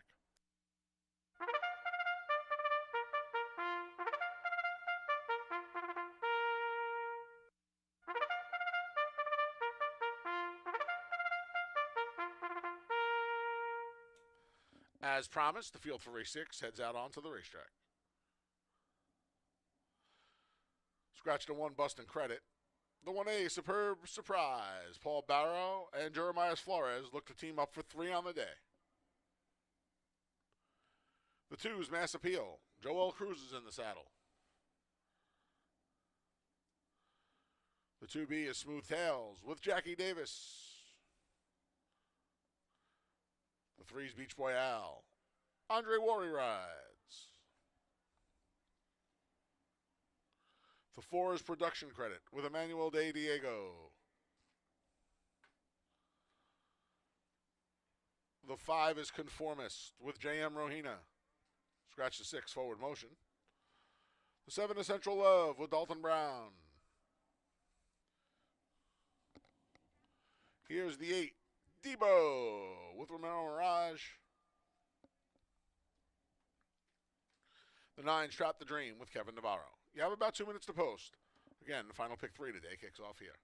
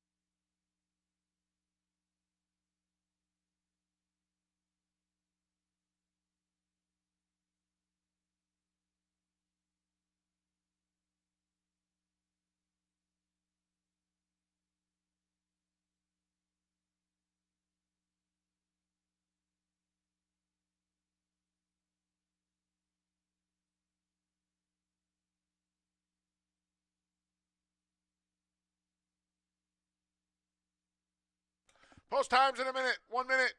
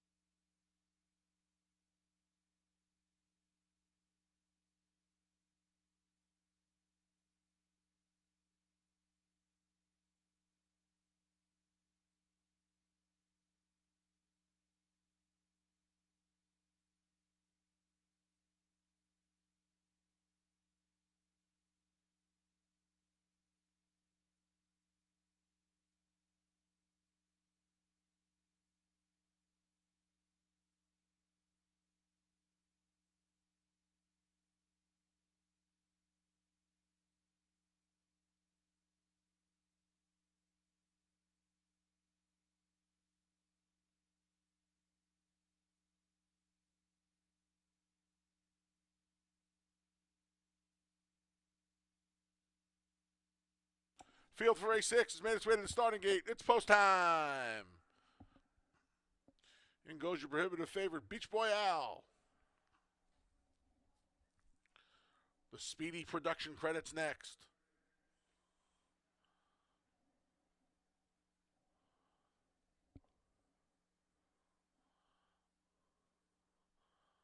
Something I have never been called. Conformist goes into stall 3.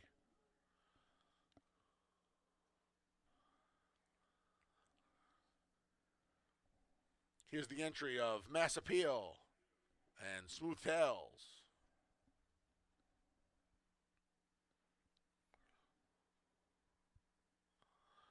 Central Love goes forward at a big price. Here's Superb Surprise, looking to give Paul Barrow and Jeremiah Flores a tag team 3 wins on the card. Debo. The last to load is Trap the Dream.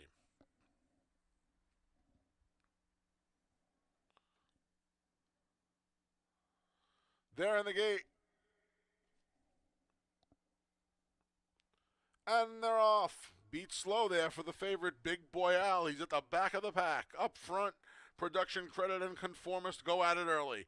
Gap of a length and a half back to Debo, who's in third, just passed by Central Love. Staying inside there was Mass Appeal. Recovering Superb Surprise. On the far outside, Trap the Dream tries to get involved.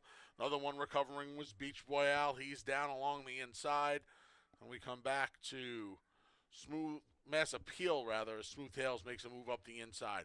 A wicked opening panel. They went 22-1. Production Credit and Conformist right at each other's throats as they make their way to the quarter pole. Superb Surprise saves all the ground and trying to sneak up the inside there. Beach Boy out with a nifty move. Andre Worry cuts the favorite loose as they come off the turn and into the stretch through a half in 46-3. It's Superb Surprise. Conformist at a huge price. Down the center, Central Love. Big Boy Al boxes on at the rail. Deep stretch here. Conformist trying to really post a big upset here. From the clouds, Trap the Dream. Almost home is Conformist. Trap the Dream. Conformist at 17-1. Took a late hit there, did Conformist. But he held off Trap the Dream in 106-3.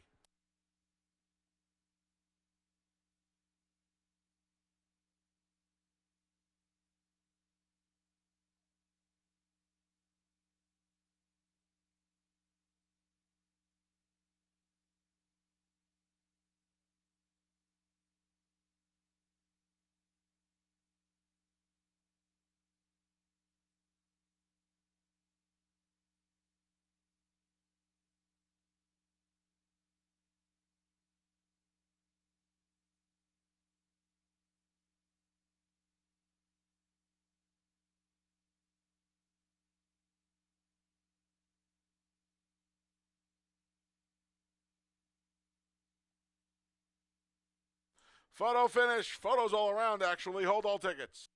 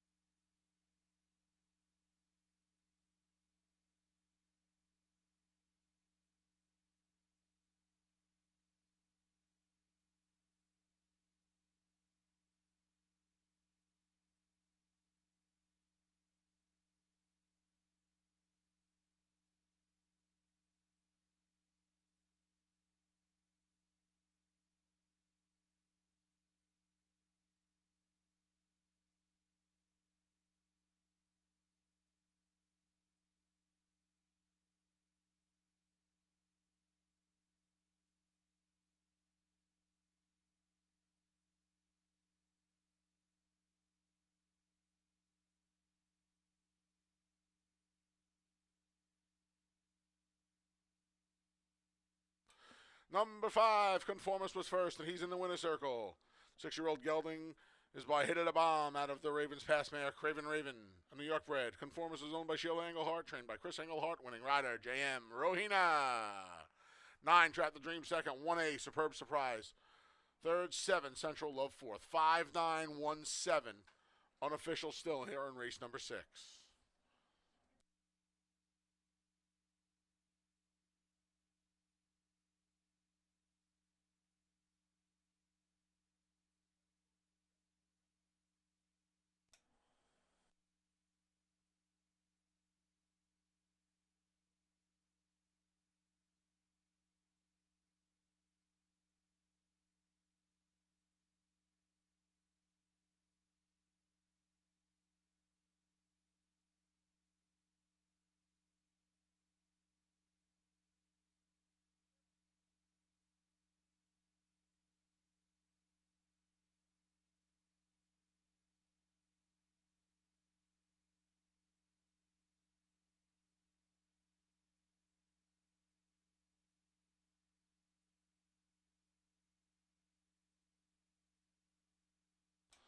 $2 double 1-5, 86.50. $2 exact to 5-9, $642 even.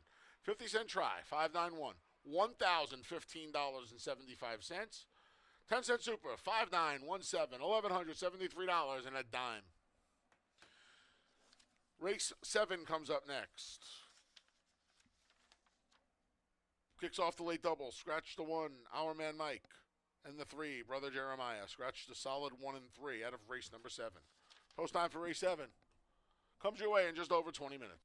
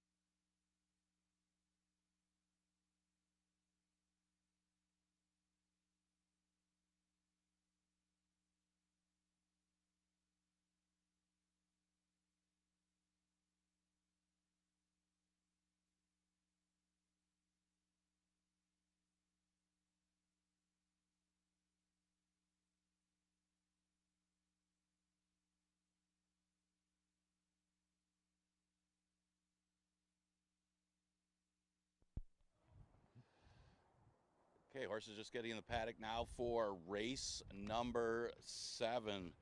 Got to look back at the 6. That was where we got all the value in the pick 5 and the pick 6.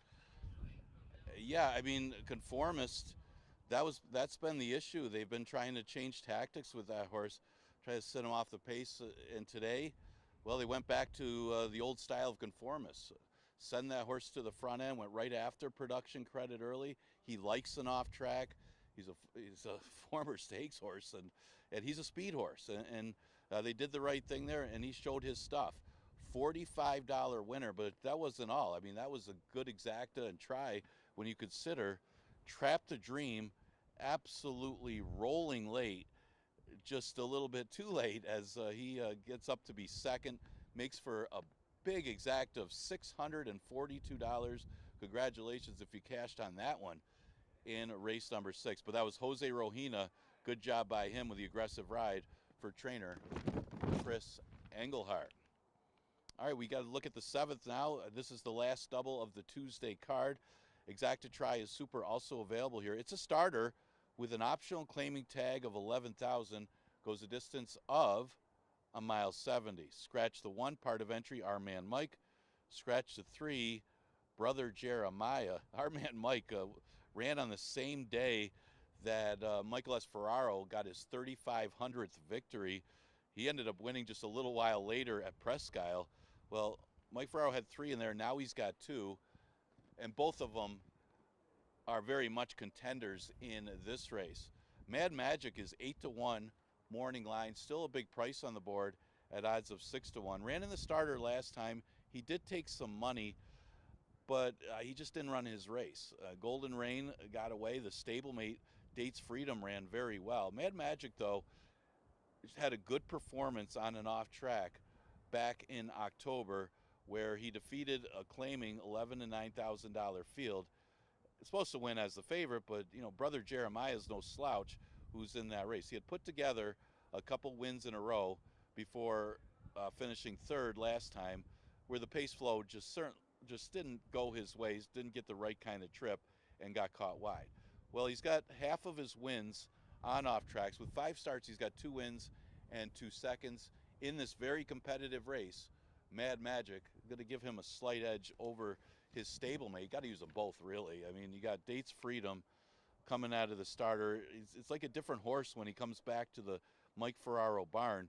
He was claimed, went to another barn, claimed back, and then what has he done? The last 2 starts, he's looked exceptional. He won the starter as far as that was part of the claiming series. That was a marathon where he just showed his endurance by going all the way and just outlasting that field, and then came back and ran the good second last time. He also doesn't mind an off track. You say the same for him. 50% of his wins have been, well, almost 50%. He's 4 for 9. 4 of his 9 wins have been achieved on off tracks.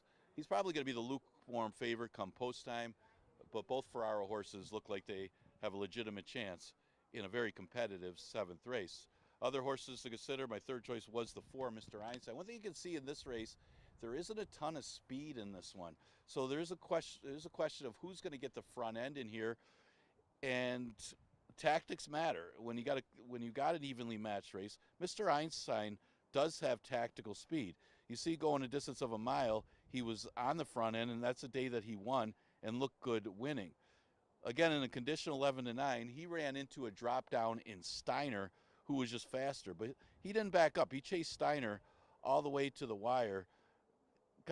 He didn't make up the lengths, but he did run a good second. He was actually bet down to be the favorite against the Ferraro pair last time and didn't get the same kind of trip.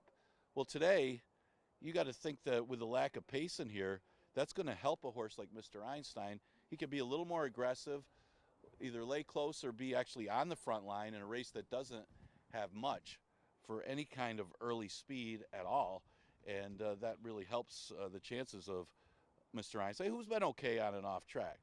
Rhymes Like Dimes is the inside horse. He draws the rail. Like a few of them, he also comes out of a race won by Steiner, who was really sharp. I mean, Steiner was dropping in class. Before that, Rhymes Like Dimes was against allowance horses, was also running the stake earlier this year. And he's not bad on the off track either. He's another one that figures he can lay close. He's got enough tactical speed that he can get into the race in a race, again, that doesn't have a lot of speed in it. He ran third against allowance horses back on October 2nd. That was a good effort. Didn't make up a lot of ground, but he did make up some. And nobody really made up any ground in that race in late October. So, the Murph has had an exceptional year. It's been a career year for Tim Murphy. And with this horse drawing the rail, that could certainly help his cause as well. Again, it's a very competitive race from top to bottom. Anointed Spirit comes out of nowhere and runs the biggest race of the season, just dominating 5,000 claimers last time. And the question is, how good is he? I mean, he's stepping up here off of the claim, but maybe he's just trending in the right direction. He could play. Then you got the 6 Count Frost. Speaking of marathons, this horse ran in a 2-mile race and then comes back against allowance horses and runs 4th. Crypto Causeway ran a good one from the rail to get the victory, but Count Frost not that badly beaten against allowance horses. He also fits nicely in this spot against this field, which is, again, very competitive. Not a ton of speed, but it's a race that Count Frost could make up some ground and be a player as well. So those are some of the horses in a race where it looks like from top to bottom, very contentious. Exacta, Trifecta, Superfecta, and Daily Double offered in this race. They're about to go on the track for the 7th. We scratched the part of entry, our man Mike, scratch a 3, brother Jeremiah. Good luck.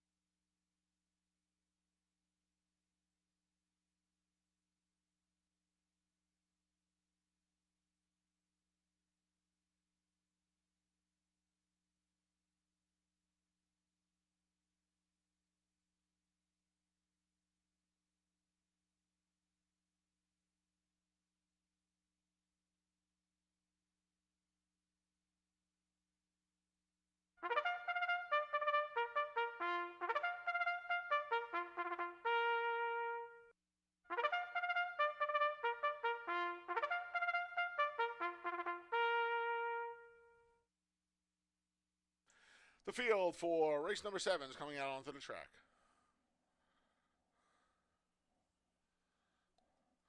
The 1 is our man Mike.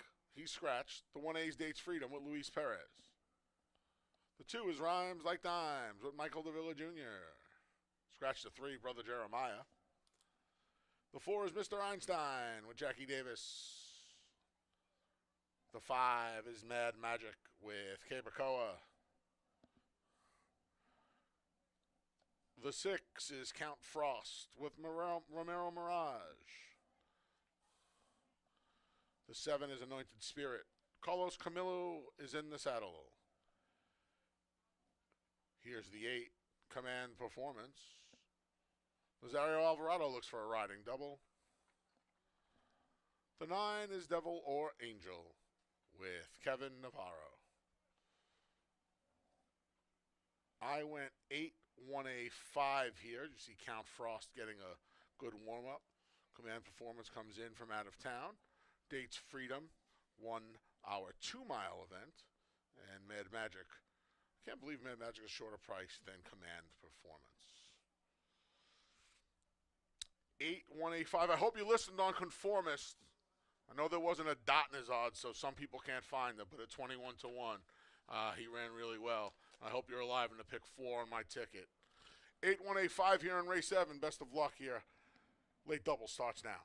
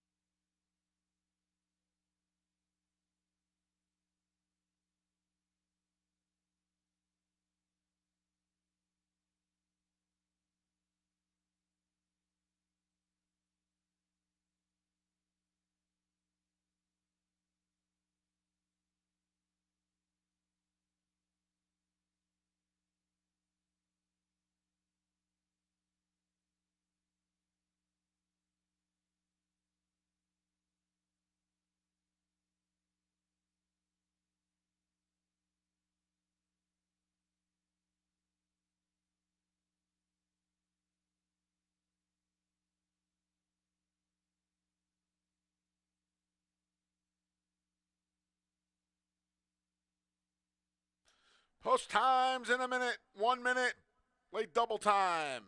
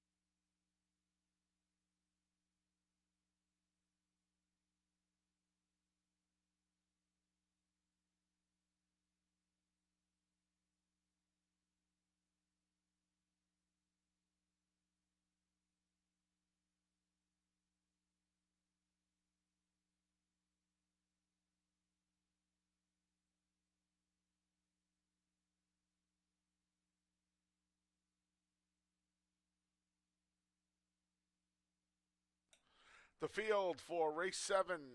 Making its way to a starting gate. It's post time. Having a little sun shower here right now at Finger Lakes. Closing week. I'm a big fan of sun showers. I always think they bring you good luck. Rhymes Like Dimes goes into the starting gate.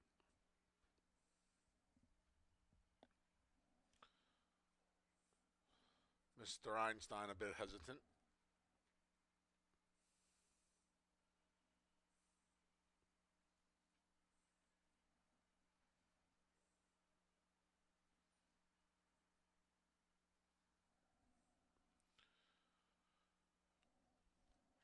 Dates Freedom goes forward. Here's Mad Magic.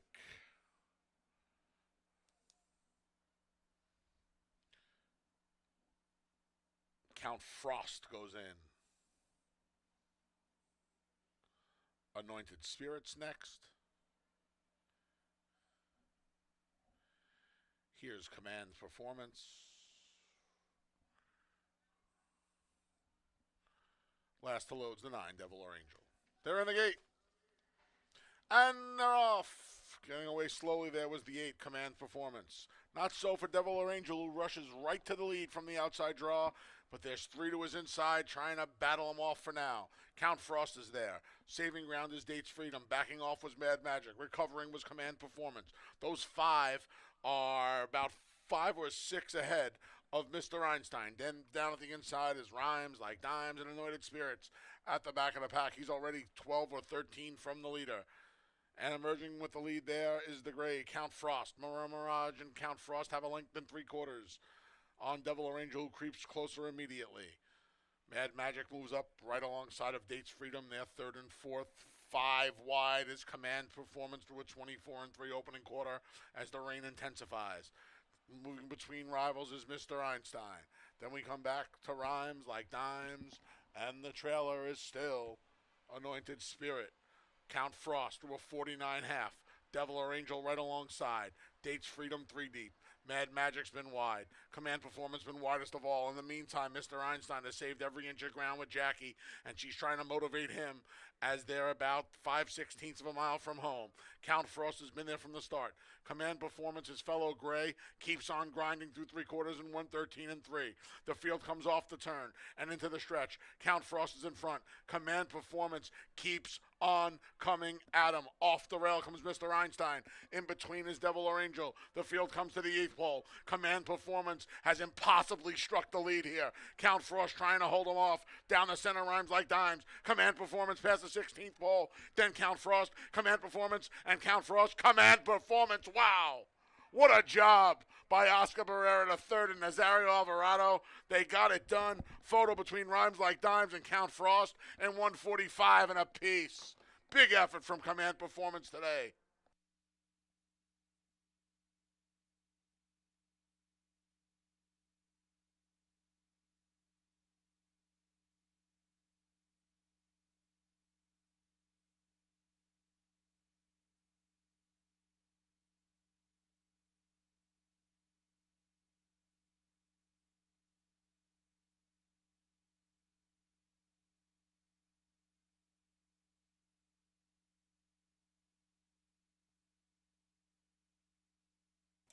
Number 8, Command Performance was first. It's a photo for second.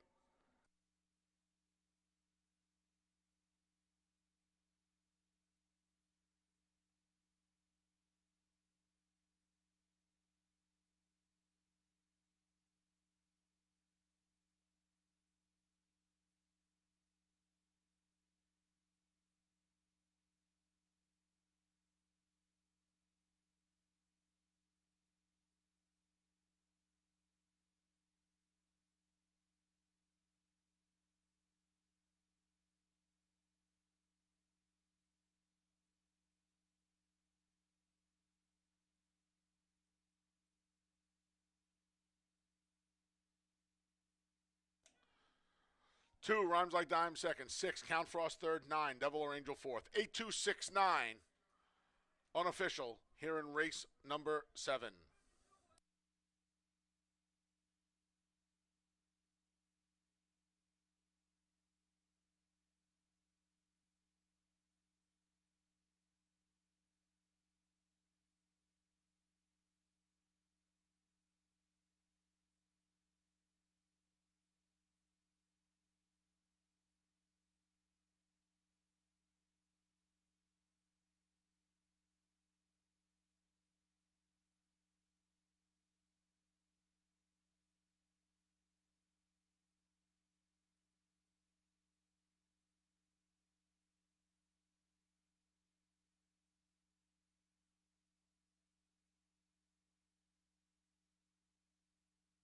Returning to the winner's circle is the number 8, the official winner of race 7, Command Performance. The 5-year-old geldings of Sunny Union Rags out of the Tappet mare, Smitten. Command Performance is owned by Emma Bell Racing. Trained by local living legend, OSB3, Oscar Barrera III. Winning rider, 2 on the day for Nazario Alvarado.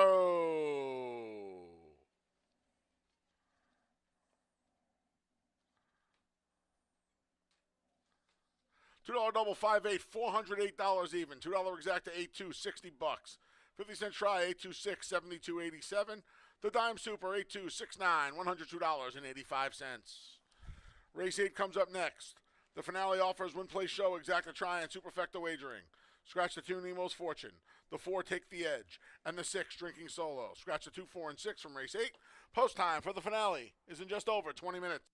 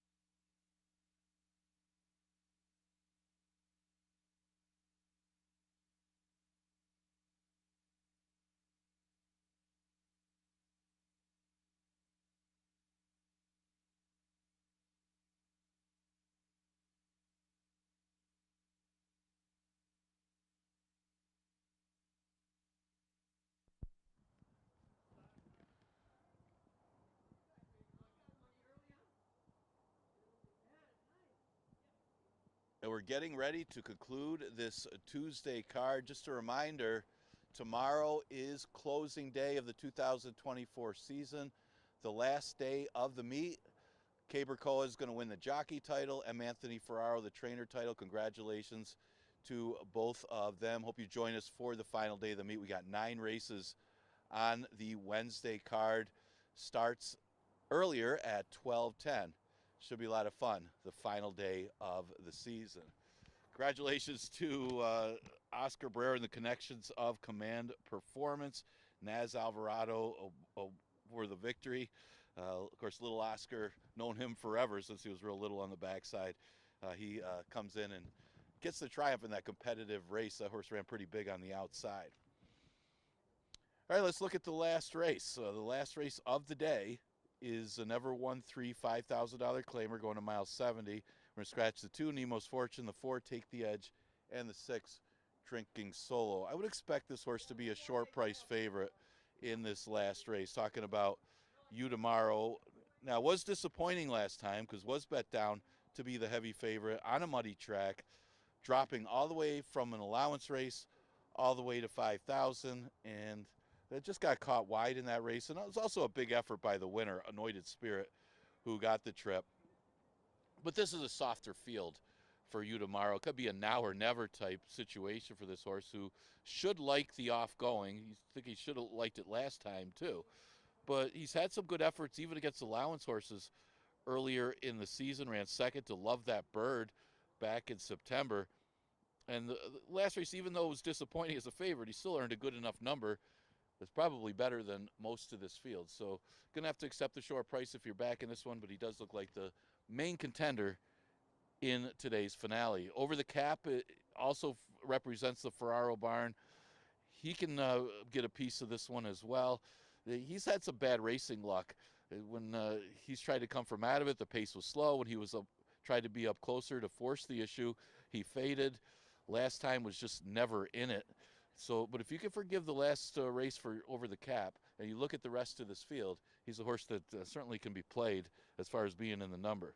Well, classy enough horse on the outside is the 9 Giramonte, but it's the question of fitness for this horse. He was off since September of 23, so he had to have needed that last race, and that was a sprint race. The question is, does he still need a route? This will be his first route in quite some time. But he's got some speed on the outside. He's got some class, so it wouldn't be a huge surprise if he was to step up and beat this field. Other horses to consider, well, the 7 doesn't like an off track, so that one just absolutely hates the off. He's got better races on the fast track, so he should be interesting. The 5, Steep Tiger, Victor and Nancy Salvato already got a win with Ilmar Loaiza. This one has 1 run in him. Maybe he could put in that late run to be a factor as well. So, just a few minutes here before they go out for race number 8. It is the final race of today's card. We do scratch the 2, Nemo's Fortune, and the 4, Take the Edge. Also the 6, Drinking Solo. Join us again tomorrow for the final day of the 2024 season. Again, 12:10 will be the first post.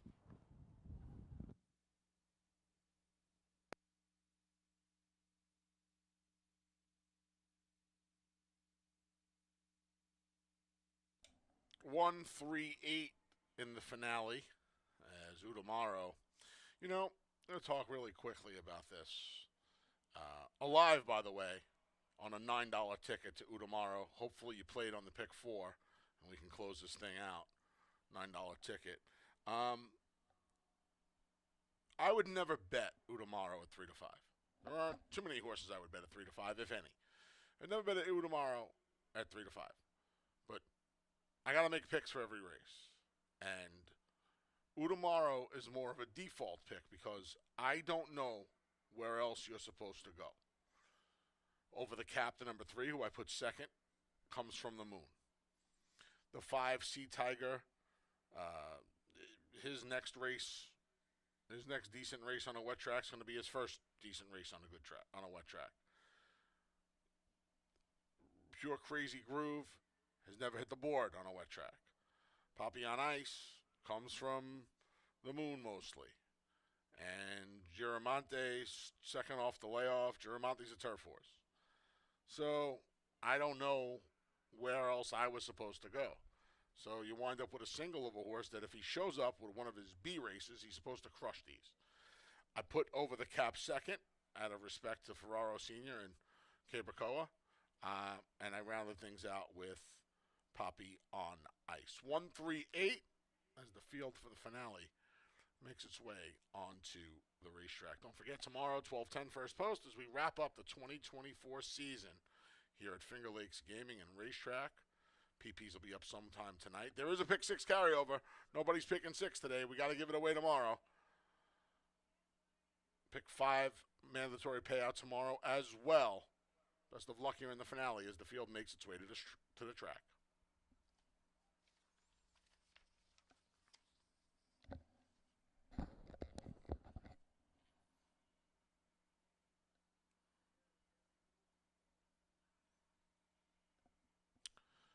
And here's the field. I could hum the anthem if you want. The call to the post. The 7, Pure Crazy Groove. Nazario Alvarado looks for a 3-bagger on the card. There's the 1, Udamaro with Luis Perez. Scratch the 2, Nemo's Fortune. The 3 is Over the Cap with Cabracoa. Scratch the 4, Take the Edge.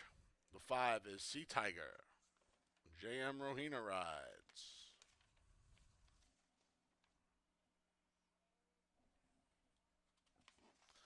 The 8's Poppy on Heist. Heeman Harkey looks for a riding double. JM Rohina does as well, by the way. And the 9's Giramante with Carlos Camillo. Scratch the 2, 4, and 6. One place show exact the try super wagering. Post times in about 3 minutes.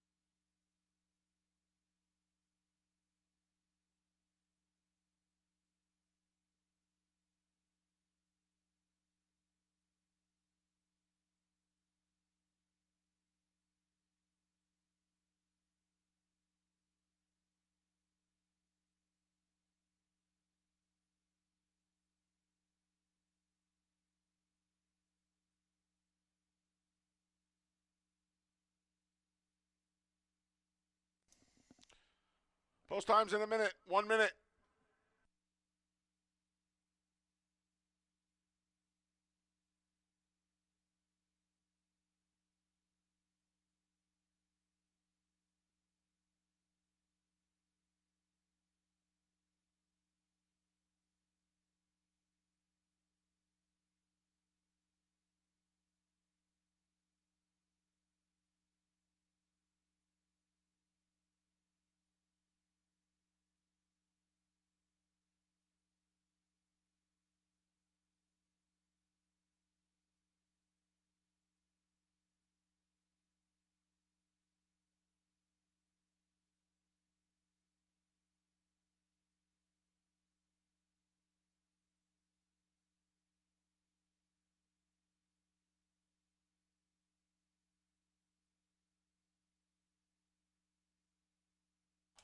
As the field for race 8 makes its way to the starting gate, we'll remind you tomorrow's closing day here. 9 race card starts at 12:10. Mandatory payoffs In the pick 5, it starts in race 5. In the pick 6, there'll be a carryover in the pick 6 that kicks off in race number 3. And please note, we will not be having any simulcasting this Thursday as we celebrate Thanksgiving. Closing day tomorrow. Everything must go. Pick 5 mandatory payoff and the pick 6 mandatory payoff tomorrow. Closing day here at Finger Lakes Gaming and Racetrack. First post for the 9-race card is at 12:10.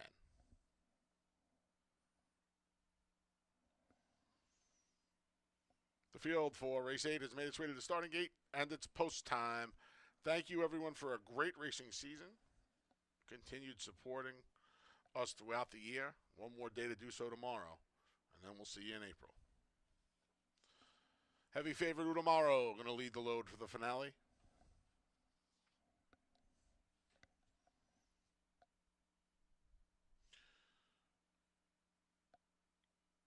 Udamaro going to have a blanket attached before he goes into the gate. That is to keep him from feeling the sides of the starting gate. Blanket was first used in America about 30 years ago on a John Kimmel trained filly named Song of Africa. The blanket will be attached to the gate, and when the gate opens, the blanket will fall off.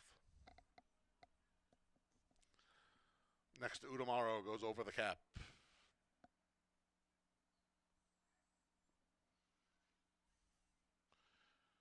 Here's Sea Tiger, looking to give Ilma Loiser and J.M. Rohina a combined double on the card. Pure Crazy Groove looks to give his trainer a double. His rider, Nazario Alvarado, a triple on the Tuesday program. Heman Harkey looks for 2 on the day with Poppy on Ice. The last to load is Giramante. They're in the gate. And they're off in the finale. Udamaro under a hustling Luis Perez trying to hold that inside draw, but Giramonte's faster. Going to the first turn is going to cross and clear. Giramonte in front of length. Udamaro's along the inside second. Now rushing up are both Pure Crazy Groove and Poppy on Ice, who's widest of all on that first turn. 4 of 5 wide is Poppy on Ice. Then we come back along the inside to over the cap, and the trailer is Sea Tiger. Giramonte cleared and crossed over and has a length and a half on Poppy on Ice, who's in second. Pure Crazy Groove back in third, 2.5, 3 from the front. Udamaro broke alertly. He settled into fourth. He has about 8 lengths to make up. Then at the back of the pack are the trailing duo of Over the Cap, who just passed by Sea Tiger. 24-2 opening quarter as they head up the backstretch. Giramonte leads him. He's got it by a length and 3/4 on Poppy on Ice. Pure Crazy Grooves rides the rails in third. Udamaro's moved up. He's just 4 from the lead in fourth with 49 1/2. Splitting rivals is Over the Cap, trying to find some room as well as Sea Tiger. The field makes their way to the far turn, led by Giramonte. He's been there from the start. Poppy on Ice been on the chase. Udamaro, Luis Perez trying to motivate the big favorite from third. He still has 3 to make up. Over the Cap moves up along the inside. Between them, Sea Tiger, as the field makes their way to the quarter pole, led by Giramonte. 3/4 went in 1:14 4. Giramonte's been there from the start. Poppy on Ice been trying to reel him in. Udamaro's got to go right now with 3/16 of a mile to go. Along the inside is Over the Cap between his Sea Tiger. Off the turn into the stretch at the 8th pole. Giramonte trying to seal the deal. Up the inside comes Over the Cap. And Poppy on Ice, not today for Udamaro. It's today for Giramonte. A wire tour of Finger Lakes. He won it by 4. Over the Cap won the scrum for second over Udamaro, and Poppy on Ice in 1:46 1.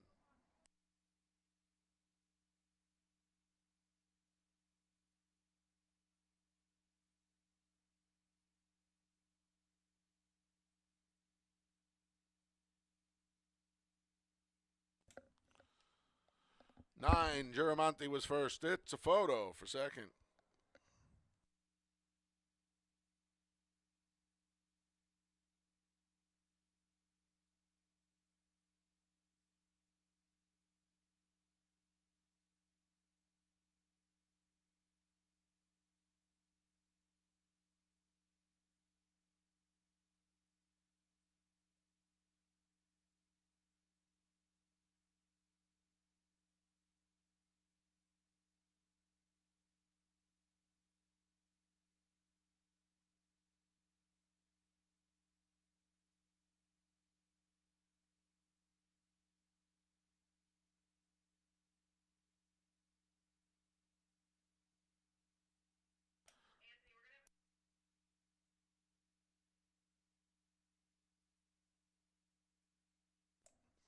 Number 3, Over the Cap, second. 1 Udomaro, third. 8, Poppy on Ice, fourth. 9-3-1-8. Ladies and gentlemen, Stewart's inquiry here in the stretch, focusing on number 5, Sea Tiger. Stewart's inquiry into the stretch run, focusing on the 5, Sea Tiger, who's unplaced in the race. Please.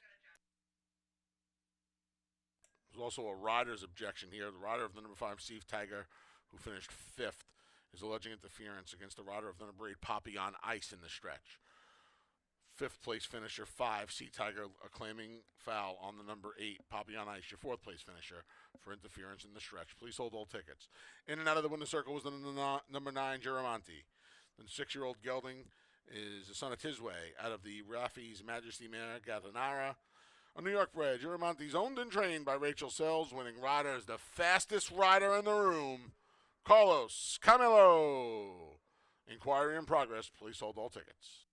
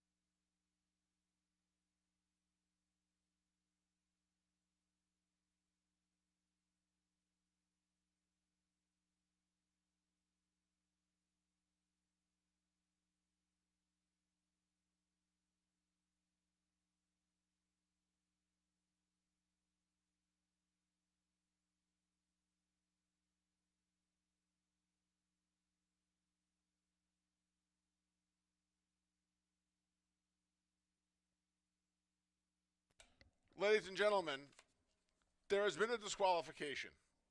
For interference in the stretch, the number 8, Poppy on Ice, will be disqualified from 4th and placed 5th. behind the number 5 Sea Tiger. New order of finish here in race number 8. 9 Giramonte first, 3 Over the Cap second, 1 Udamaro third, 5 Sea Tiger fourth. New order of finish in race number 8. 9, 3, 1, 5. Stand by for prices.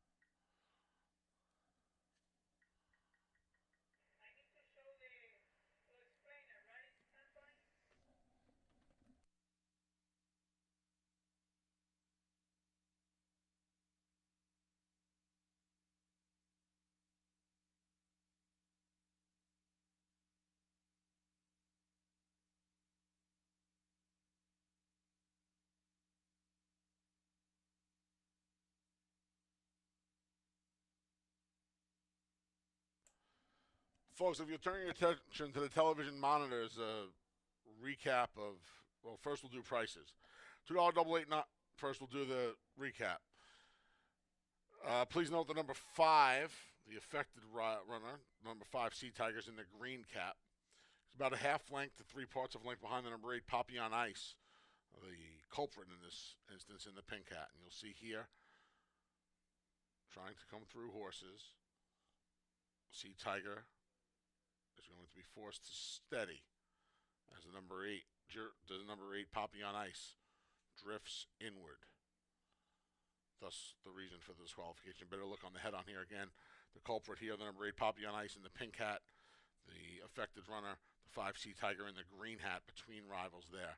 And you'll see right here, Poppy on Ice will come on over, drift in, and take the path away of the number 5 Sea Tiger. Thus the reason for the disqualification. 9-3-1-5 is your official order of finish for race number 8. $2 double 8 9 141 even. $2 exact to 9-3 119.50. 50-cent try 931 $98.12. 10-cent super 9-3-1-5 $53.85. 50-cent pick 3 589 $365 even. 50-cent pick 4 1589 $1,809. 50-cent pick 5 71 589 $9,121. Nobody picked 6. 5 of 6. One winner, $722. There will be a pick 6 carryover. Closing day of $2,166. That wraps up the live racing portion of the day here at Finger Lakes Gaming and Racetrack. Simulcasting remains open until 5:30. Casino remains open until 4 a.m. Live racing resumes tomorrow and concludes for the season at 12:10 with a 9-race card. There will be mandatory payoffs in the pick 6 with that carryover and in the pick 5 that starts in race number 5. The pick 6, as always, starts in race 3. Past performances for tomorrow's card will be up before 6:30 this evening over at fingerlakesgaming.com, courtesy of Equibase. Until then, on behalf of the staff and management here at Finger Lakes Gaming and Racetrack, I am your track announcer, the Big A, Anthony Stabile, thanking you for joining us today. First post tomorrow for closing day, and the 9-race card is 12:10. We'll see you then. Until then, please arrive home or wherever you're going safely. Have a great night.